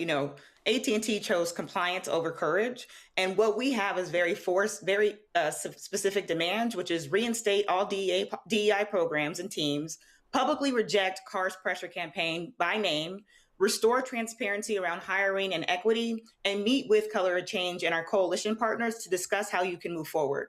AT&T has Black workers. They have Black consumers. They have a lot of the Black dollar when we come to telecoms. And so we want to make sure that folks understand their power. So yes, we can do an online campaign and pressure them, but we actually need people to do continuous calls and continuous signing the petitions, and we will keep delivering them to let them know that we will not stand for this. Right, but what I mean by that is, again, so what exactly, though, is the campaign beyond delivering petitions? And so, or have y'all provided your toolkit to download memes that show AT&T's black market share for internet, for cell phone service, all these different companies that they own? Will these graphics also show the AT&T board of directors? Are you talking directly with their black board members and others? So give us a sense of, again, how expansive this campaign is. Yeah, absolutely. And so we plan on releasing a social kit towards the end of the week. What we were really trying to do was actually make this the first step of calling someone out publicly. You know, in the past, what we've done about these corporate mergers rolling back to DEI, we pulled out a full page ad in the New York Times. And then we called out Goldman Sachs Gives in the Times Square on a billboard. And so what we're trying to do is first educate the public and make it more visual for people to understand what is at stake. It's not just communication and media and how you receive information. It's also your civil rights. And then what we're trying to do is actually, we will be writing letters directly to leads, just like I said, black board members, you know, even black celebrities that actually support AT&T or sponsored by them. We had Conscious Lead with us on the bus who came and helped us deliver those petitions. And so what we're really doing is trying to, you know, cultivate that wave of education and people understand. And then we're going to move them to the next level of calling them out, writing letters, and also trying to figure out ways that they can use different telecom services. So when you say the education, what are the components of the education? Because you're right, folks have to understand what they're protesting before they actually can say, yeah, I'm going to go ahead and do this. And how long is that education plan to be? Or so is it an intensive effort over a 2 to 4 week, 6 week strategy, and then it goes into the next phase? Give me a sense of what that is. You know, it's going to be an intensive effort for actually more than 3 months. And this is part of a bigger campaign that we call our Black Corporate Accountability Agenda. We're releasing a website where we tell where all the dollars are going from these corporations, what they're supporting. If they're supporting like Stephen Miller's nonprofit, which is also racist, if they're, you know, actually funding Trump endorsed candidates during this election season. And we're really trying to make people understand also about DAFs, which is donor advised giving, like what they're doing with SPLC. So we're trying to paint this bigger picture that AT&T is just not an anomaly. It is part of a bigger move of how they actually roll us back to, you know, Jim Crow ways using financial means. Is that website live? The website's not live yet. We're getting it ready. So we will actually release at the end of the week. We'll try to get our social kit out around AT&T and a bunch of other corporate accountability pressures that we're doing, and we hope to have it live within the next 2 months. One of the things, a full database of all the corporations. Before I go to my panel with questions, when we targeted CNN's Jeff Zucker for having no direct black execs, I actually ran that campaign with NABJ, and this is one of the things that we did. We came up with 8 to 10 different graphics, such as this, that gave people a clear idea of what we were talking about. And what that then did was people were like, oh my goodness, and just the graphic alone told people exactly what was going on. Yeah. And then one of the things that we did, because some folks said, hey, let's get a letter and have people sign. I'm like, no. What I wanted was each individual groups to announce that they were standing with us. And then that became a news story every single time. So Alphas dropped their letter first, Deltas dropped their letter next, and we rolled it out that way. And it was like drumbeat, story after story, and they became media attention. And you know, they had to appoint 5 black executives in a 2-month period, because when they appointed one, I was like, they ain't satisfied. Then they appointed another one, not satisfied. But what was great is that people needed to really, we had to walk people through to understand, like this is specifically what we're talking about. Because I think the issue that I have today, Amanda, a lot of our folk are operating on emotion when we see these things, but we don't have lots of information that we're basing it on. And so the emotion dissipates real quick. It's different when they've been educated. Right. And so we're trying to explain to him what Brendan Carr's role is, how the FCC is making people capitulate to Trump for billions in deals with Spectrum, right? They're actually asking us to sacrifice Black and brown folks and folks in the margins in order for them to get a corporate merger. And really what they're doing is also, as you know, as an independent journalist, they're consolidating media so they can have one voice and only share one view of what they want people to understand and read. And so we're trying to take them through this, that Brendan Carr is the villain in this. He's the one that's forcing all these companies, but these companies don't have to actually agree to this. They can stand up and fight themselves. They're choosing not to because they rather have profit over saving people. There you go. Questions from the panel. Let's start with Omekongo. I think that this work that you're doing is so powerful. I was wondering, are there any conversations about possibly partnering with the CBC? We talked about earlier in the show, the letter they written to corporations as well, demanding more. It seems like from the political side to what you're doing as an organization, it could be a powerful collaboration. It could absolutely be, and we're totally open. We've had conversations with them about our work. We were just with Representative Ayanna Pressley talking about Black unemployment at the Hill and had a whole press conference and did some advocacy around there with our members. And so for me, this only gets bigger. This was just a tease of what we're trying to actually build for folks. Yolanda, you're there in Texas. In Dallas, of course, AT&T is right there in North Texas. And AT&T lobbyists are right here in Houston and everywhere else with the legislature. Yes, they are. And so now, as my little mind is working, here's what I'm going to do, and then I'll ask you if you are asking people to do the same thing. My law office has AT&T. They carry the Wi-Fi. They carry my phone. I can change companies. Are you asking people to boycott? Right?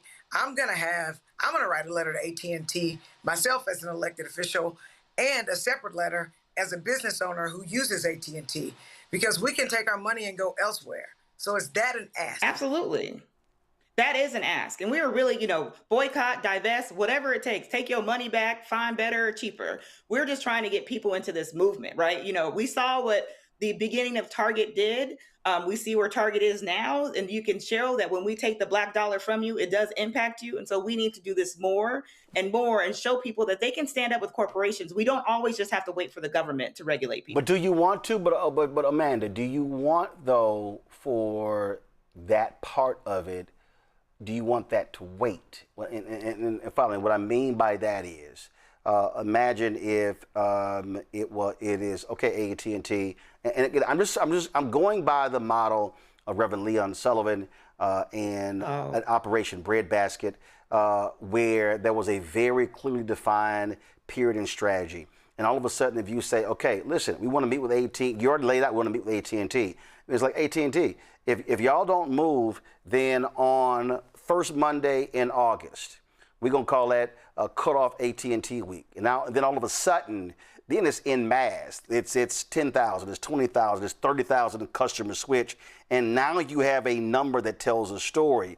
Is that sort of how you're thinking with that strategy, as opposed to folks just doing it haphazard? Yeah, we want it actually more strategic, but also, listen, we're not giving them too much time to respond. Right. Because they've had plenty of time to respond. And so what we will do is probably do exactly what you said, which is call a national moment for people to take action and divest their dollars from AT&T. Derek? Amanda, great seeing you again, and appreciate the work that you're doing. Hey, Derek. My question is around pledges versus actual deliverables, right? Because in 2020, for example, we had the Fortune 1000 companies came out with all these pledges after George Floyd. And I think the number was like 67, almost $80 billion. Yeah, it was anywhere from 40 to 100 billion. Yeah, it was a huge number. It was ridiculous. Right? All these corporations were doing all these pledges because George Floyd was a global movement. But I just Googled, less than 1% of companies actually delivered on their pledges. Yeah. It was like less than 1%. Yeah, right? because there was no tracking, there was no accountability. And absolutely. And to be perfectly honest, first of all, understand Color of Change does not accept corporate donations. And part of the problem is that the civil rights groups that normally would track that stuff, they depend on corporate donations and didn't do the tracking. That's right. Yeah. So he I answered guess your question. Yeah. No, you're right. But but in your ask, I guess my question is, will you be satisfied if corporations saying, okay, Amanda, color of change, we hear you on your ass, and here's our pledge? Or are you looking for something more concrete? So, and I just used the George example. Well, are you looking for something more concrete from AT&T versus a simple pledge to say we conducted a meeting, did the photo op, and send you on your way? Yeah, no, we do not need that. We made very specific demands from them that they need to actually, reinstate their DEI policies. Also, make sure that they're no longer capitulating with Brendan Carr and the FCC. And even if they have to break this agreement, right, and sacrifice the billions in order to actually save people. And so it's not. We can't go with the pledge. The pledges only go so far. We need folks to actually take real action. And really, to give you better perspective, since the rollback of DEI, we've seen almost, close to over 500,000 Black women lose their jobs in this country, right? The rollback of DEI, we can directly connect to the fact that this is why Black unemployment is increasing in this country. These folks are using us as sacrificial lambs for their corporate greed. And 500,000 Black women, 400,000 plus Black men. And so that's one of the reasons why unemployment went to 7.2%, although it dropped to 6.6% last month. That's because many folk stopped actually looking for a job. So it's impacted Black men and Black women and a whole lot of folk in corporate America. And the reality is, we talk about the slashing of DEI, it's a lot of folks who are Black in that area. And the other impact is this here, about those folks no longer being in those positions. A significant number of Black nonprofits and Black organizations and Black events across the country have had funding completely cut. Some organizations have seen an 80% decline in support. We just had the International African American Museum on the show on Friday. They got to have a furlough to make up a $6.5 million deficit, and that's largely because corporate support has evaporated for that museum in Charleston. And so this is all a result of these companies running away from DEI because what the Trump folks are doing, I need people listening to understand, they are literally going through the list of every single event that these companies are sponsoring. And if they see Black, Latino, Asian American, Native American, women, gay, they are striking that, because Brendan Carr, and people don't understand, why does Brendan Carr AT&T? Because AT&T is a telecommunications company, the FCC oversees those businesses. And he said, if y'all, I know of another company that literally said to Black Women's Expo in Chicago, we would love to sponsor y'all. Can y'all take Black out your name and just call it Women's Expo? So that's what's happening. So I need people watching to understand, one of the reasons many of your nonprofits are having smaller galas, are having smaller programming. I can tell you right now, I'm on the board of National Association of Black Journalists. We are under $800,000 this year for our convention, and we saw a drastic drop last year in Cleveland. This year in Atlanta, all because of DEI and the company saying, "Hey, we can't sponsor anything because Black is in your name," and that's what's going on with Donald Trump and MAGA. Amanda, final comment. We don't have a Department of Justice. We have a bunch of thugs in the Department of Justice. We don't have inspector generals. And so we, as citizens of this country, as voters, as taxpayers, have to take control of this moment and make sure these corporations understand that you need us. Your stakeholders need our dollars in order to make sure they're profitable. And we need to actually stick to that and make sure people understand that we no longer stand for this. Absolutely. And I keep telling y'all, I've been telling y'all, this is all an effort to completely defund Black America. That is the aim. Amanda Hollowell, we appreciate it. Thanks a lot. Thank you so much. Folks, actor David Oyelowo has apologized for comments he made on a podcast as it related to being a Black actor. And he was talking about this whole back and forth over the issue of the whole issue of, first of all, Black actors and British actors, and it was just all this sort of nonsense back and forth. This has been a raging debate. You know, folks, of course, were talking about this skit that Drewski did, talking about the same thing. And first of all, and again, it's nothing new. This is not new. What you're seeing here, this actual debate, is not the first time we've seen it. Because I'm going to show you a clip so I can explain that. Let's pull up let me see here. This is what David posted. I'm going to play the skit in a second. I just want to show you. I want to show you the. Go to my iPad, please, because I want this to be larger. He said, "I want to apologize unreservedly to all those who were rightly offended by my comments on the 154 Africa podcast regarding Southern accents. It was the wrong thing to say, and it is not how I feel. I have nothing but deep respect and great love for black people of all kinds, especially those from the American South. Reducing a dialect born from the richness and resilience of black Southern culture to anything less was careless and wrong. All I truly care about is lifting up my black brothers and sisters from all places through my work and my words. Please forgive my failure to do that in this instance, signed David Oyelowo." This was the portion of the interview with 154 Africa that people were incensed with. How about Southerner? How about what? A Southerner. Well, if I'm being a Southerner, well, you know what? You know what happens to Southerners? If you take the Nigerian accent like this, and you slow it down, you put a lot of slavery in there. Facts. And then you start to put a little bit of subservience in it. This is what starts to happen to the Nigerian accent. Man. It goes. Because literally, if you're down here and you start to speed it up, and then you start to take all the thing out of it, then before you know it, you're talking like this. Now we are free again. Now we are free. We are released. Hey, that was a smooth transition. You see that? Damn. You have to study it. You have to study it. No. You usually no. I do a Southern accent. No, the way he just did that whole thing. Go ahead. Clear your throat. You know when you. No. I gotta stay in my lane on that one. Okay. A black dude from L.A. Easy now. Okay, so what Oyelowo was doing was talking about how he works through these various dialects. That's what he was talking about.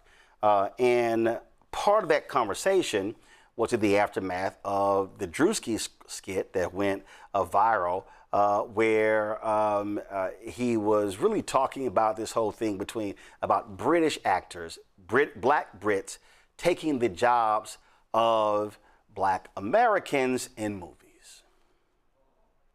You go with me now. Rudy, stop talking like that. You ain't going to no big city. Massa ain't gonna let you. Yeah, I'm going with or without you. Rudy, stop talking like that. Stop. Hey, what are you niggers doing over there? Get out of here. Hey, what are you doing? Rudy! And cuts! Fantastic. I need more American slave. Okay? Like struggle. Yeah, the struggle. Sort of like the dialogue, like the back and forth banner. Absolutely, yes. See, this role was sort of a bit cheeky. I got a little bit out of my comfort zone, you know. During the filming of this role in this character, I felt oppressed, like an American slave, like a lot of struggle. I studied the art. A fantastic turnout on the red carpet tonight. And just arriving, we have Samson Dubois at the American Guild Awards. Samson, you look great tonight. How hard was it for you to change your accent? As a little boy from Manchester, I think, I struggle a bit with the dialect, right? But to really get into character for this quite astonishing role that I took on, to say the least, I put it all on the line. All right, 3. All right, so like on Twitter, that's got 4 to 6 million views. On other platforms as well, it's got millions upon millions of views. And this is not a new conversation. You've had other Hollywood actors, African Americans, complaining about the same thing. Samuel Jackson once talked about this here, and others said, well, you know, they're cheaper than African Americans. And then you have the folks out there, a lot of ADOS folks, a lot of foundational Black American people who are angry, like, how dare these folks be taking our roles? Folks were angry when David Kaluuya played Fred Hampton in the movie Judas and the Black Messiah. Of course, Oyelowo played Reverend Dr. Martin Luther King Jr. in the movie Selma. You have Cynthia Erivo, who played Harriet Tubman. You have Chiwetel Ejiofor, who was in 12 Years a Slave. Damson Idris was in Snowfall. And we could talk about Idris Elba, on and on and on. But this is not new. It's literally not a new conversation. Almost a decade ago, I talked to David Harewood. David Harewood starred on Homeland. He starred as the head of the CIA on Homeland. He is a British actor, and we talked about the reality of racism that African American actors face in the United States and Black British actors face in the UK.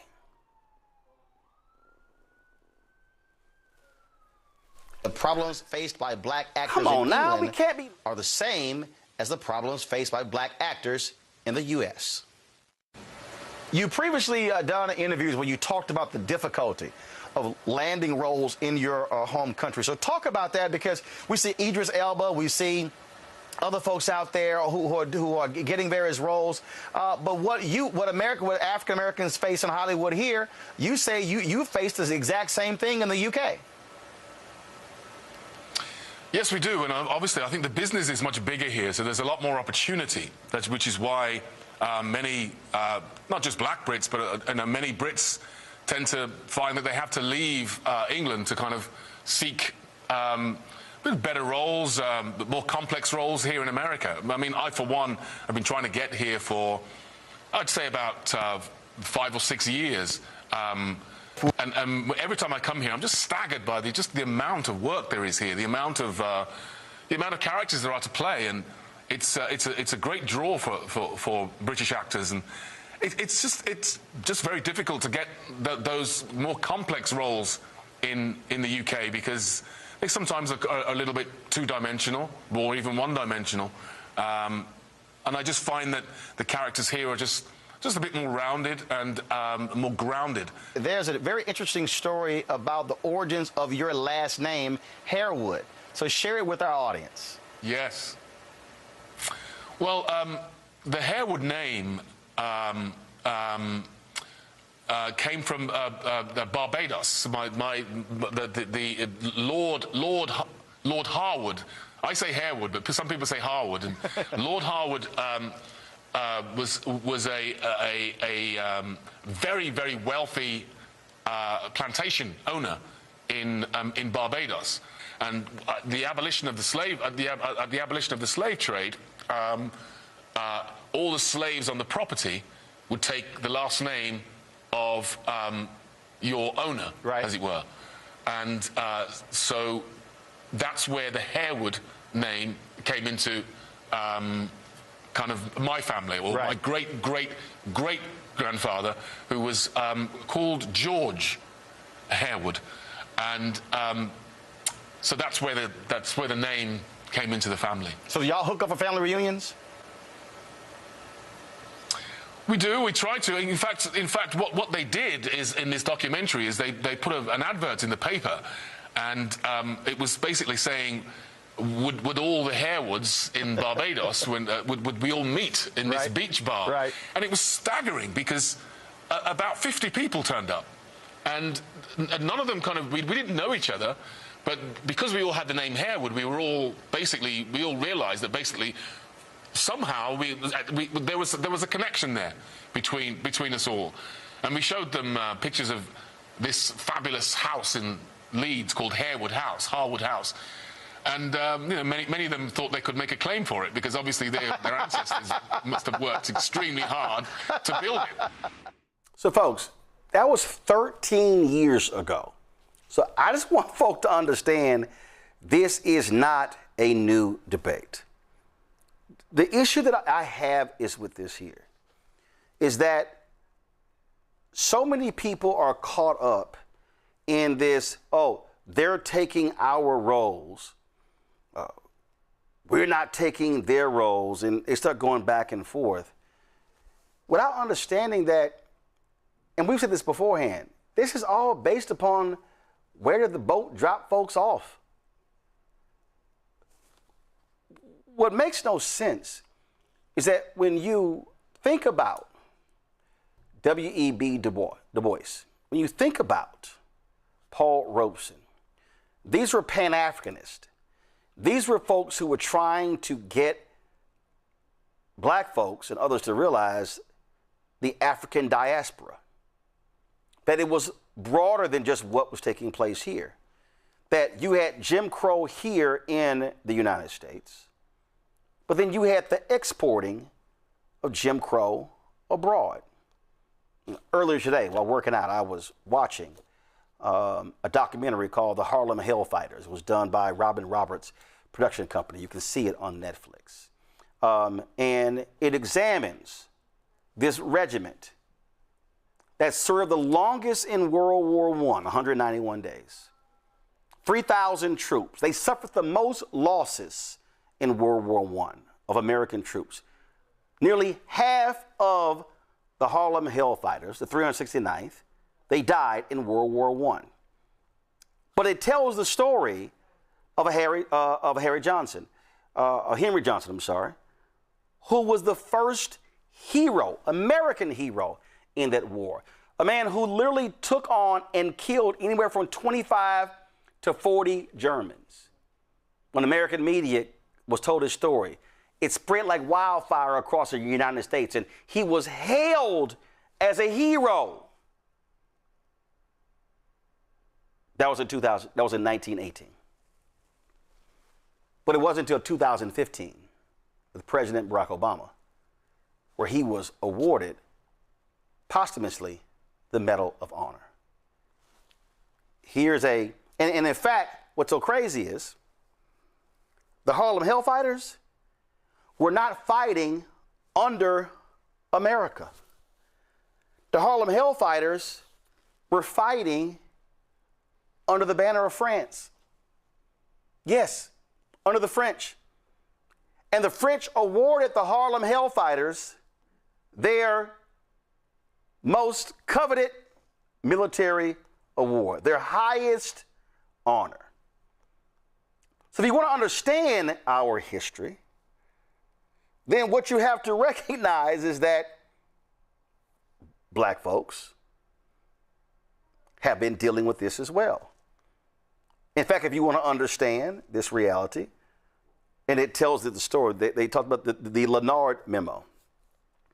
This was a memo that was written by the leader of the American Expeditionary Force, who sent the memo to the French, telling them how they should treat the black soldiers because they did not want the black soldiers to get too much into their feelings. They wanted them to disrespect the black soldiers. They wanted Jim Crow to rule the day. They wanted to protect the notion that white soldiers were better than black soldiers. When the reality is the black soldiers were better. 2023, an army base in Louisiana was named after Henry Johnson. The racist in the White House, changed that back. It was called Fort Polk, named after a Confederate. They named it after this brother, who was the first American hero in World War I. And they changed the name to this other general named Polk. That's what you're dealing with, the racists that you have in the Pentagon with Pete Hegseth, and of course, 2 blocks away in the White House with Donald Trump. So you may ask, why am I saying all of this?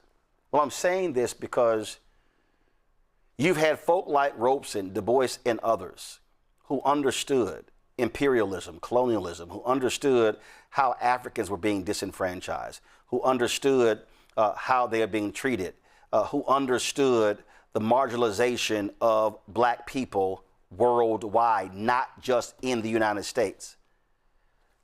So the question really is, why are we getting caught up in their BS?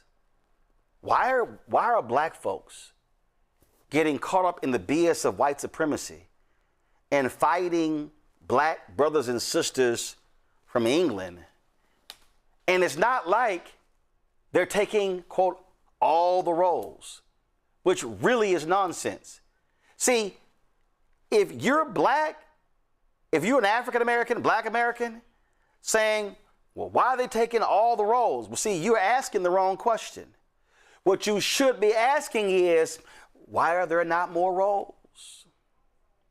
See, you falling for the crab in a barrel. And that's what's going on right here. We are falling for that. To me, it was stupid to watch people condemn Cynthia Erivo because she played Harriet. There are people who were critical of previous comments that she made about African Americans. Fine, criticize her. But I also need African Americans to understand something. This is really for the folk who ain't got a passport. Do y'all understand that America's greatest export are movies, television, and music? So I want you to imagine 20s, 30s, 40s, 50s, 60s, 70s, 80s, 90s, 2000, 2010, 2020. American movies being shown across the world. What do you think the representation of black people was and is? Do you understand that Django Unchained really was the movie that taught Hollywood that a, quote, black film could work overseas, even though 2/3 of the world are people of color? Do you understand that the Chiwetel Ejiofor movie, 12 Years a Slave, which was about an American slave, they literally changed the poster overseas, and they took Chiwetel Ejiofor off of the poster and put Brad Pitt on the poster to market it to white audiences overseas. Y'all remember the movie's Couples Retreat? It was Couples Retreat. In America, all of the couples were on the poster. When it went overseas, the two black characters, Faison Love was one of them, was not on the poster.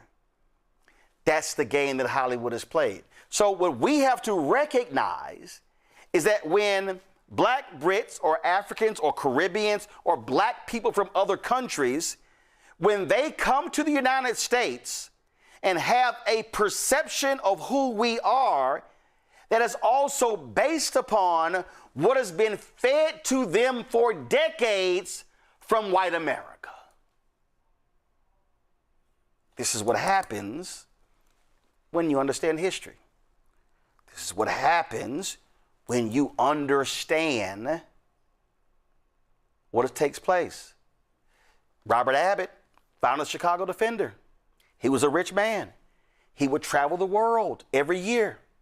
He was going to hotels in other parts of the world and that Americans owned, and they would not let him stay there, and he caused a major stink. You know why? Because those white folks were bringing Jim Crow to those countries. Y'all, it's right here in this Leonard memo. In this Leonard memo, they literally were demanding that the French military institute Jim Crow because they felt black soldiers were going to be too uppity because the French were respecting them as human beings. So why do I say all of this? And by the way, you need to go watch the Harlem Hellfighters. By the way, you should go watch the W.B. Du Bois documentary that's on PBS to get an understanding of his thinking when it came to Pan-Africanism. I'm saying all of this because we should stop this nonsense of listening to these idiots who yell, "You a tether, you a tether." Oh, I know them fools. Because I once stated, and I have no problem saying it, that my maternal, paternal ancestors migrated from Haiti. These same dumbasses, these FBA people, "Oh, you a tether, you a tether." No, I was born in Houston. In fact, Riverside Hospital is celebrating the black folks that were born in that hospital on Friday, on Juneteenth. That is happening. My mom and daddy were born in Houston. My grandparents were born in Louisiana. And I'm like, do y'all ignore my maternal line, my paternal and paternal line?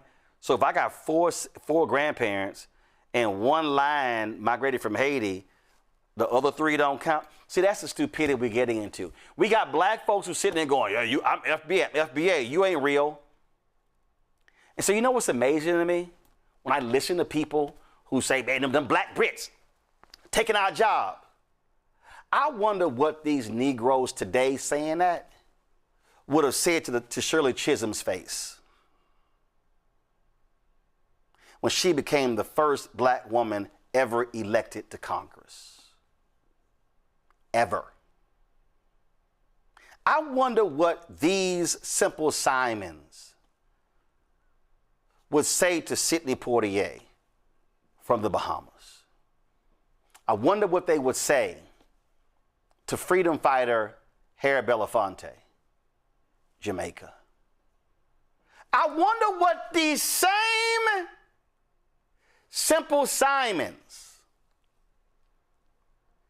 would say to Stokely Carmichael, also known as Kwame Ture. Where are his folks from? If I'm correct, Barbados. Y'all, we can find a whole line of black people who were fighting for freedom who were not born here. Colin Powell, mom and daddy immigrants. Eric Holder, mom and daddy immigrants. Y'all, we can do this all day. So, this to me is a stupid ass conversation about who's taking jobs. What we should be saying as African Americans, what black Brits should be saying, is expand the opportunities, expand the jobs. Don't limit us to a few roles. Don't have the same black people vying for the same roles. That's what we should be saying. We should not be playing these simple crabs in the barrel games, because all that does is let white supremacists and white nationalists in Hollywood off the hook. Thoughts from my panel? Derek, you first. You know, Roland, I agree with you 100%. You know, when you think about those who say, for example, women are not leaders. I mean, we got one, my dear sister that's on the panel with us. I mean, she's doing the work in Texas. But for those who feed this into our communities, right? And I always respond to them in the manner in which you did. I said, well, have you seen the movie called Woman King? It just came out, what, 3 or 4 years ago? Yep. That's was a leader, and she was bad. Yep, directed by Gina Prince Bythewood. That's right. I said, have you seen the movie? They said, "Oh, that's back then, Derek." I said, "Okay, what about 688? Have you seen that movie?" See, because that movie, if my memory serves me correct, that was back in the World War II. Yeah, World War II. That was directed by Tyler Perry, starring Kerry Washington. Is on Netflix. That's exactly right. And so then, glory, Tuskegee Airmen. We can, as you stated, my dear brother, we can play this game all day. We cannot feed into their white supremacists, tote their water. We can't. We got to stop this. Yep. Because when you think about, and my last point is this, Roland, because if we start to fight amongst each other, because see, they realized a long time ago, the first time I read the Willie Lynch letter, the whole essence of the Willie Lynch letter was to make sure that the field Negro and the house Negro would never unite.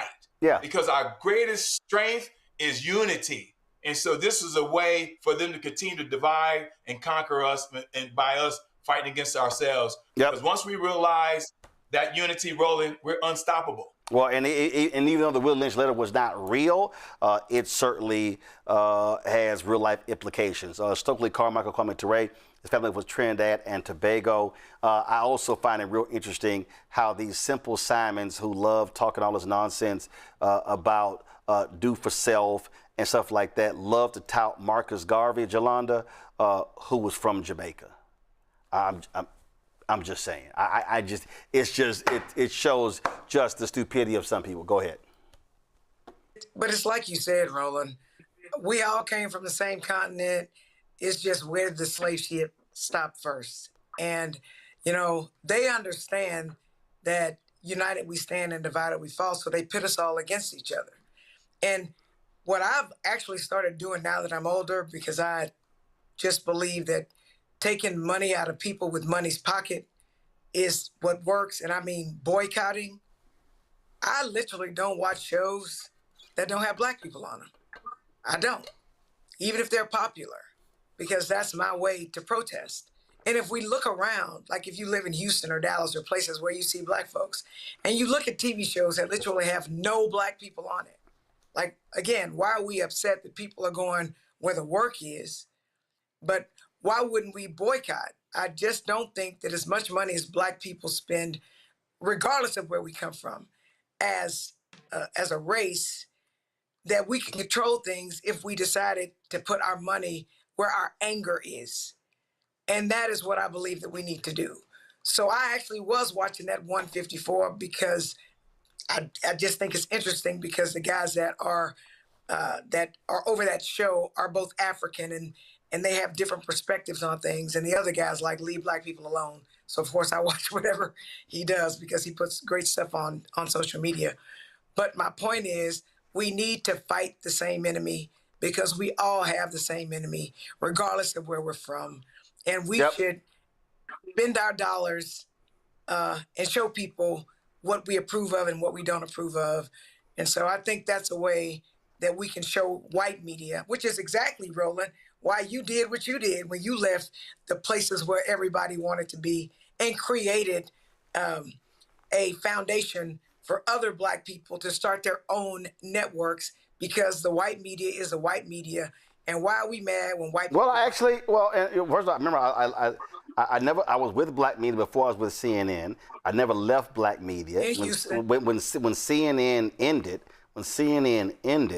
I expanded what I was doing with black media. Then when the black media opportunities ended with the Tom Joyner Morning Show, Radio 1 and TV 1, then I started this. So it ended in white media and black-owned media. And the reality is you don't have you have no black news shows on TV 1 or Clio TV, which they own. You've got no black news shows on BET. They got that monthly magazine. I don't even know if they still even do it. And BET, not even black-owned. Paramount, David Ellison, right-winger, owns BET. And we can go down the line how many black-owned media aren't there as well. Congo, the thing here, again, it amazes me when these people enter these stupid conversations and they're talking about, where you from, where your mama from, where your daddy from, and they the same ones quote Malcolm X and his mama was from Grenada. So I guess Malcolm X is a tether. I mean, this is just how ridiculous this discussion is. Again, we should not be arguing over minuscule roles for black Brits and African Americans. What we should be saying is we want more of the pie, Hollywood. Yeah, and I would argue also creating our own pies, like on the network we're talking about right now. And I think about like Ryan Coogler, I think about like Sinners, and I think about Black Panther. Like, look how Pan-African those two movies were. You know, and that was one of us, you know, at the center putting that together. There are so many great opportunities for collaboration. I think like, you know, when Cynthia Erivo, you know, makes the comments like she made, these are opportunities for conversation so we can build as opposed to tearing people down. One of the things that we have to also understand is that this conversation about Hollywood hiring Black American actors is that, there's this mindset of British people make better actors. But as we all know, this is happening across industries. A lot of corporations are hiring non-African Americans and so they can still have their black numbers. Some of these colleges and universities are doing the same things. And so we can go across multiple industries where they're intentionally not bringing in black Americans and bringing other black people from the diaspora. That's not a reason for us in the diaspora to be against each other. That's a reason for, like you're saying, to call them out and continue to build together. If we can do the work to understand that this has been an international effort. Dr. King spent time on the continent, right? So it's just like, if we can understand that, then we would understand how the system works. Yep. I mean, even Lee Daniels with Daniel Oyelowo said, you know, I hired him because African Americans come with too much baggage, right? And so these are opportunities for conversation. As black people, there are more of us across the world as black and brown people. We need to come together and stop tearing each other apart, because Hollywood does keep giving prominent African-American roles like, you know, Whitney Houston and stuff to non-black American actors. But that's an opportunity for us to build together and not tear each other down. We have to come together as Pan-Africanists and build this global network, because we are the global majority. All right, then. Ome Congo, Jolanda, and Derek, I surely appreciate it. Thank you so very much for joining us on today's show. Folks, earlier this afternoon, Bishop William Barber and repairs of the breach had their Moral Mondays just 2 blocks away from us in front of Lafayette Park, in front of the White House. Here is some of what Bishop Barber had to say. Who are speaking today to come and stand shoulder to shoulder. And in a moment, our national leader for our prophetic council will come and introduce them as we are talking to thousands upon thousands of people online, and many of you who are here. Because of some of the actions of today, it is necessary for me to reshape the narrative and take a little time to clear some things up. I want you to hear this, family, and hear it well. We are standing here today on this Moral Monday because there is a profound weeping sickness in the soul of our nation's statecraft. We've gathered at this public pulpit rally because we must confront boldly the tragic, short-sighted, and morally bankrupt decisions that traded the sacred promise of peace for the hollow theater of political vanity. We must understand why we are building a public pulpit today. Oh yes, we've got to take our faith out of the buildings of the church. The pulpit cannot be locked behind stained glass windows in this season. The pulpit cannot be confined to the safe boundaries of the sanctuary. Too many of our leaders want a choreographed holiness. They want a sterile, comfortable religion that judges a person's entire walk of faith simply by the height of their steeple, the layout of their sanctuary, or the sweetness of their Sunday morning hymns. But we hear the word of the Lord today. God despises that kind of hollow performance. God turns his back on a faith that sings beautifully on Sunday, but then votes to crush the vulnerable on Monday. We need a public pulpit right out here on the pavement to counter this toxic falsehood of religious nationalism. This unholy movement attempts to hijack the cross, replace authentic moral focus with a flag, and twist the gospel into a weapon of control. Then they try to sanitize history. They try to lift up the founding fathers as if they were perfect icons of morality. But let's tell the truth in the open air today. Those founders were flawed, slave-holding men who wrote about liberty while keeping their brothers and sisters in chains. And we refuse to worship a national myth. When the state uses its power to manipulate chaos and then try to call it holy, the church and people of faith must bring its message directly to the palace gates. And we denounce politicians who legislate poverty by day, as Reverend Della Owens Barber said, and then pretend to pray at night. We give voice to millions of low-income workers and disabled individuals and struggling families whose existence is threatened by an unholy, bring this mic up, unholy alliance between political power and corporate wealth. Look again at Jeremiah. In the 22nd chapter, Bishop, the word of God did not come to the temple priest in private. The word came directly to the gates of the king's palace. Jeremiah stood right there in the public square and cried out, execute justice and righteousness. Deliver the spoil out of the hand of the oppressor. Stop doing wrong to the immigrant and the fatherless and the widows, and stop shedding innocent blood. What if Jeremiah's agenda were our policy today? It would look like an immediate halt to foreign policy aggression. It would mean an absolute end to state-sanctioned violence. It would mean protecting immigrants, the refuge, and the stranger at the border.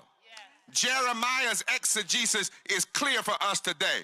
A government loses its moral authority when it sheds innocent blood to feed its own ego. And when rulers build their palaces on the backs of the poor, the public pulpit must break the silence. Look at the record and look at the truth. A few years ago, a historic covenant was made. It was called the Iran Nuclear Agreement. It was a patient diplomatic shield built to prevent the proliferation of weapons of mass destruction without firing a single shot or dropping a single bomb or shedding a single drop of precious human blood. It wasn't perfect, but it was better. But then came a spirit of arrogance, a leadership blinded by malice and intoxicated by the desire to undo the past. The Trump administration unilaterally tore up that peace covenant. They broke our nation's word on the global stage. They marched us to the precipice of an unnecessary war of choice, rattling sabers, escalating tension, putting millions of innocent souls in imminent, terrifying danger. Let us speak the raw, unvarnished truth today. This arrogance did not stop at breaking covenants. It escalated into an apocalyptic madness. A leader threatened to unleash the ultimate war crime against the Almighty itself, the complete, utter destruction of an entire ancient civilization, to threaten the total annihilation of millions of God's children. This is not statecraft, it is blasphemy. It is an act of supreme moral depravity that dares to play God with the fate of humanity. But oh, thank God that the conscience of some could not be silenced. Right now, I want to thank God for those generals, those leaders in uniform that said, no, we will not do it. I don't know how many it was, but think about the gravity of that moment. We were standing on the very brink of the end. And if it had not been for those who chose moral sanity over blind obedience, the world could have been set ablaze. Folks, we caught up with some of the folks who are out there today, and this is why they said they are there every Monday protesting as a part of Moral Mondays here in Washington, D.C. It's so important to continue to raise a prophetic voice in the name of our faith, because so many things are going wrong in this country. People do not have adequate health care. This war with Iran is irresponsible and unnecessary. And so many horrible things have been done by this administration that are contrary to the will of the American people. To bring attention to the issues that our nation is facing, and we bring it here, framed in Jeremiah 22 that says, go down to the palace, the king's palace. So it's not about sending an email or sending a tweet, as we say.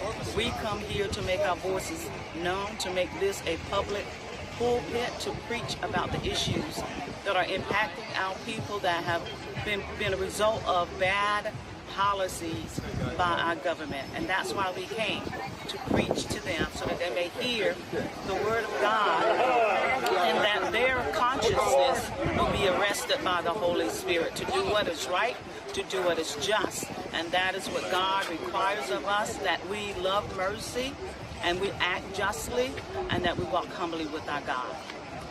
the consistency helps people find us, helps people know we're going to be here. It reminds the folks that we're trying to talk to, whether they just be the local folks hanging out or the folks in the house behind us here, that we're going to keep coming back. It's not about a once and done. We stand here, we say a few words, and then we go home. It's that we're going to be back, and we're going to be back next week, and we're going to be back the week after that, and the week after that, and we're going to keep coming back with a moral message and a reason to defend each other and to defend this democracy and to defend justice and fairness week after week after week. It's important to keep our focus on the ethical choices that this federal government is forcing us to make. And we have to make sure that we are walking in the right path. We have to bring the attention to what is happening in this White House, in state houses across. The attack on voting rights, the attack on the poor, and then we're understanding that it's $1 trillion budget for this war that we're in. And I started with Moral Mondays, and so did Peggy at the Supreme Court. And the ones that are here that started Holy Week, it's just the discipline of coming out together sort of in a way that I think makes a difference for our sort of showing up together. I believe it's important that we show that we care enough to keep showing up over and over, and that we won't go away until things are fixed.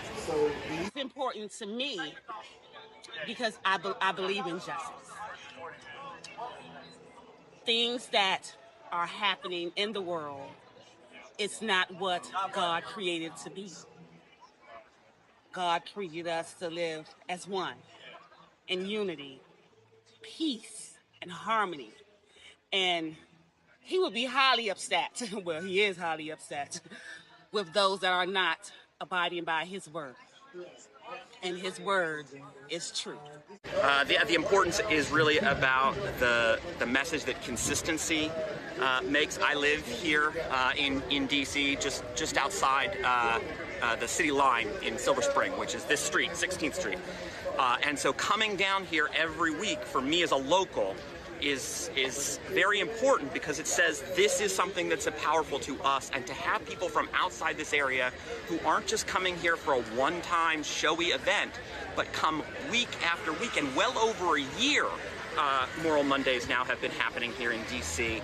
That is a commitment to who we are that's not just about using us as a backdrop, and I think that's really, really critical to any success of a movement that happens here in D.C., that local people in D.C. as well as in Maryland and Virginia and people from across the country and across the world, we're in solidarity with one another and we're fighting together. This is critical right now because we are 5 months away from a huge election, and people need to be able to vote based on the real facts of what policies have meant for poor and low-wage people. And so Moral Mondays is pointing out to people that a whole series of policies have been passed by this White House, by this Congress, that hurt poor and low-wage people. Starting a year ago with what we call the Big Ugly Bill, they called it the One Big Beautiful Bill, but it was a bill that slashed money for food assistance, for Medicaid, even for billionaires' taxes, and poured that money into the war economy and into detention centers. Terrible for poor and low-wage people. People need to vote against that and vote for people who will pass policies that are good for poor and low-wage people. Moral Monday needs to happen every Monday so that more and more people can become involved to see what's happening, and for us to keep up the message that policy violence cannot continue to occur and that we need to stop the war. I just followed Dr. Barber along the way about his stands for justice. I want to be a part of that. You try to find a way to do something to stand for what you believe in. Showing up seems to be something that you should do. I like the foundation of the message, that we're standing on prophetic words, on our beliefs. And so it's the least that I can do. I think that the way people are being treated under this administration is immoral. Take the detention centers. Most people wouldn't treat their dogs the way they're treating people. If you look at that family detention center in Texas, doesn't seem to be any outdoor places for children to play and get exercise. And now they're buying up warehouses to put people. I mean, how immoral. The first and greatest commandment is to love God with all your heart, all your mind, and all your soul. The second is like unto it, love thy neighbor as thyself. And I absolutely believe that, and this is part of loving my neighbor. I feel like it's important to have Moral Mondays every week because it keeps policies, issues, and things that people should be paying attention to more relevant every single week. I feel like everyone has a general idea of what's going on wrong in the world, but Moral Monday keeps it relevant every single week, and that's why it's important. I think the consistency is important to let this administration, to let those that are seeking to roll back rights for all people, to let them know that there's a moral thread, a moral consciousness that will not be silent and that will forever find its way into the public square, into the public space, and to uplift the consciousness of the country. Because this administration has lost their moral compass, and we need to find it. And we need to show them that the people don't agree with where this country is going and that we want to change. We need to be unrelenting in the public witness for an alternative to the cruelty and the meanness of politics as it's being played here now. So to have the voice, the words of the prophetic traditions from different faiths and different religions and just from people of conscience, we don't hear enough of it. We don't see enough of it. So we show up every week. I think it's important to do it every week because it's a constant reminder that changes aren't happening and that we're not going to back off. All right, folks, if you want to see that full rally, simply go to our YouTube channel, our Black Star Network app, and you can check it out. All right, folks, that is it for our show today. Hey, support the work that we do, folks. Join our Bring the Funk fan club. If you want to contribute via Cash App, use a Stripe QR code. You see it right here.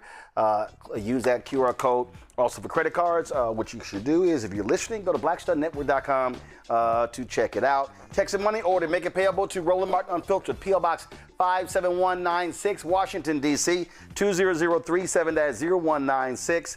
PayPal's R Martin Unfiltered, Venmo RM Unfiltered, Zelle Roland at RolandSMartin.com, Roland at RolandMartinUnfiltered.com.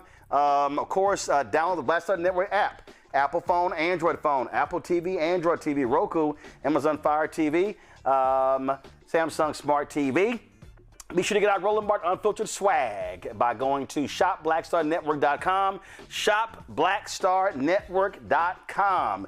Hats, t-shirts, mugs, all that good stuff. Support the black-owned products that you see. We support more than 50 companies are on shopblackstarnetwork.com in our marketplace.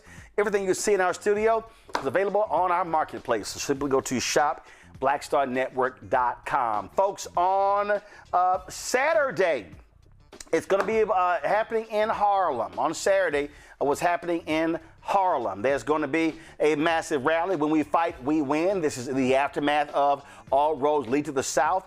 Action taking place there in New York City, in Harlem, beginning at 1 p.m. on Saturday, this Juneteenth weekend. Also, we have information tomorrow for a rally taking place in Georgia on Thursday, leading up to the event, of course, the Georgia legislative session. This, of course, is Juneteenth week. You see me rocking my first Juneteenth shirt. I'm going to have one every single day this week. We celebrate Juneteenth, and we'll have more details so we can walk people through, because I think too many people are not fully understanding what Juneteenth is about. It ain't just about concerts. It's not just about partying. It also has a purpose, and so we're going to talk about that as well. All right, y'all, that is it for me. I appreciate all of y'all watching. Thank you so very much.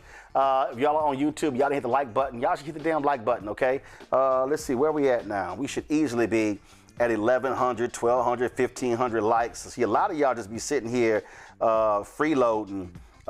So we finally hit 1,000. Took us long enough, but y'all was sitting there messing around. So, all right, y'all, that's it. I'm going to see y'all tomorrow right here, Roland Martin Unfiltered on the Black Star Network. Holla!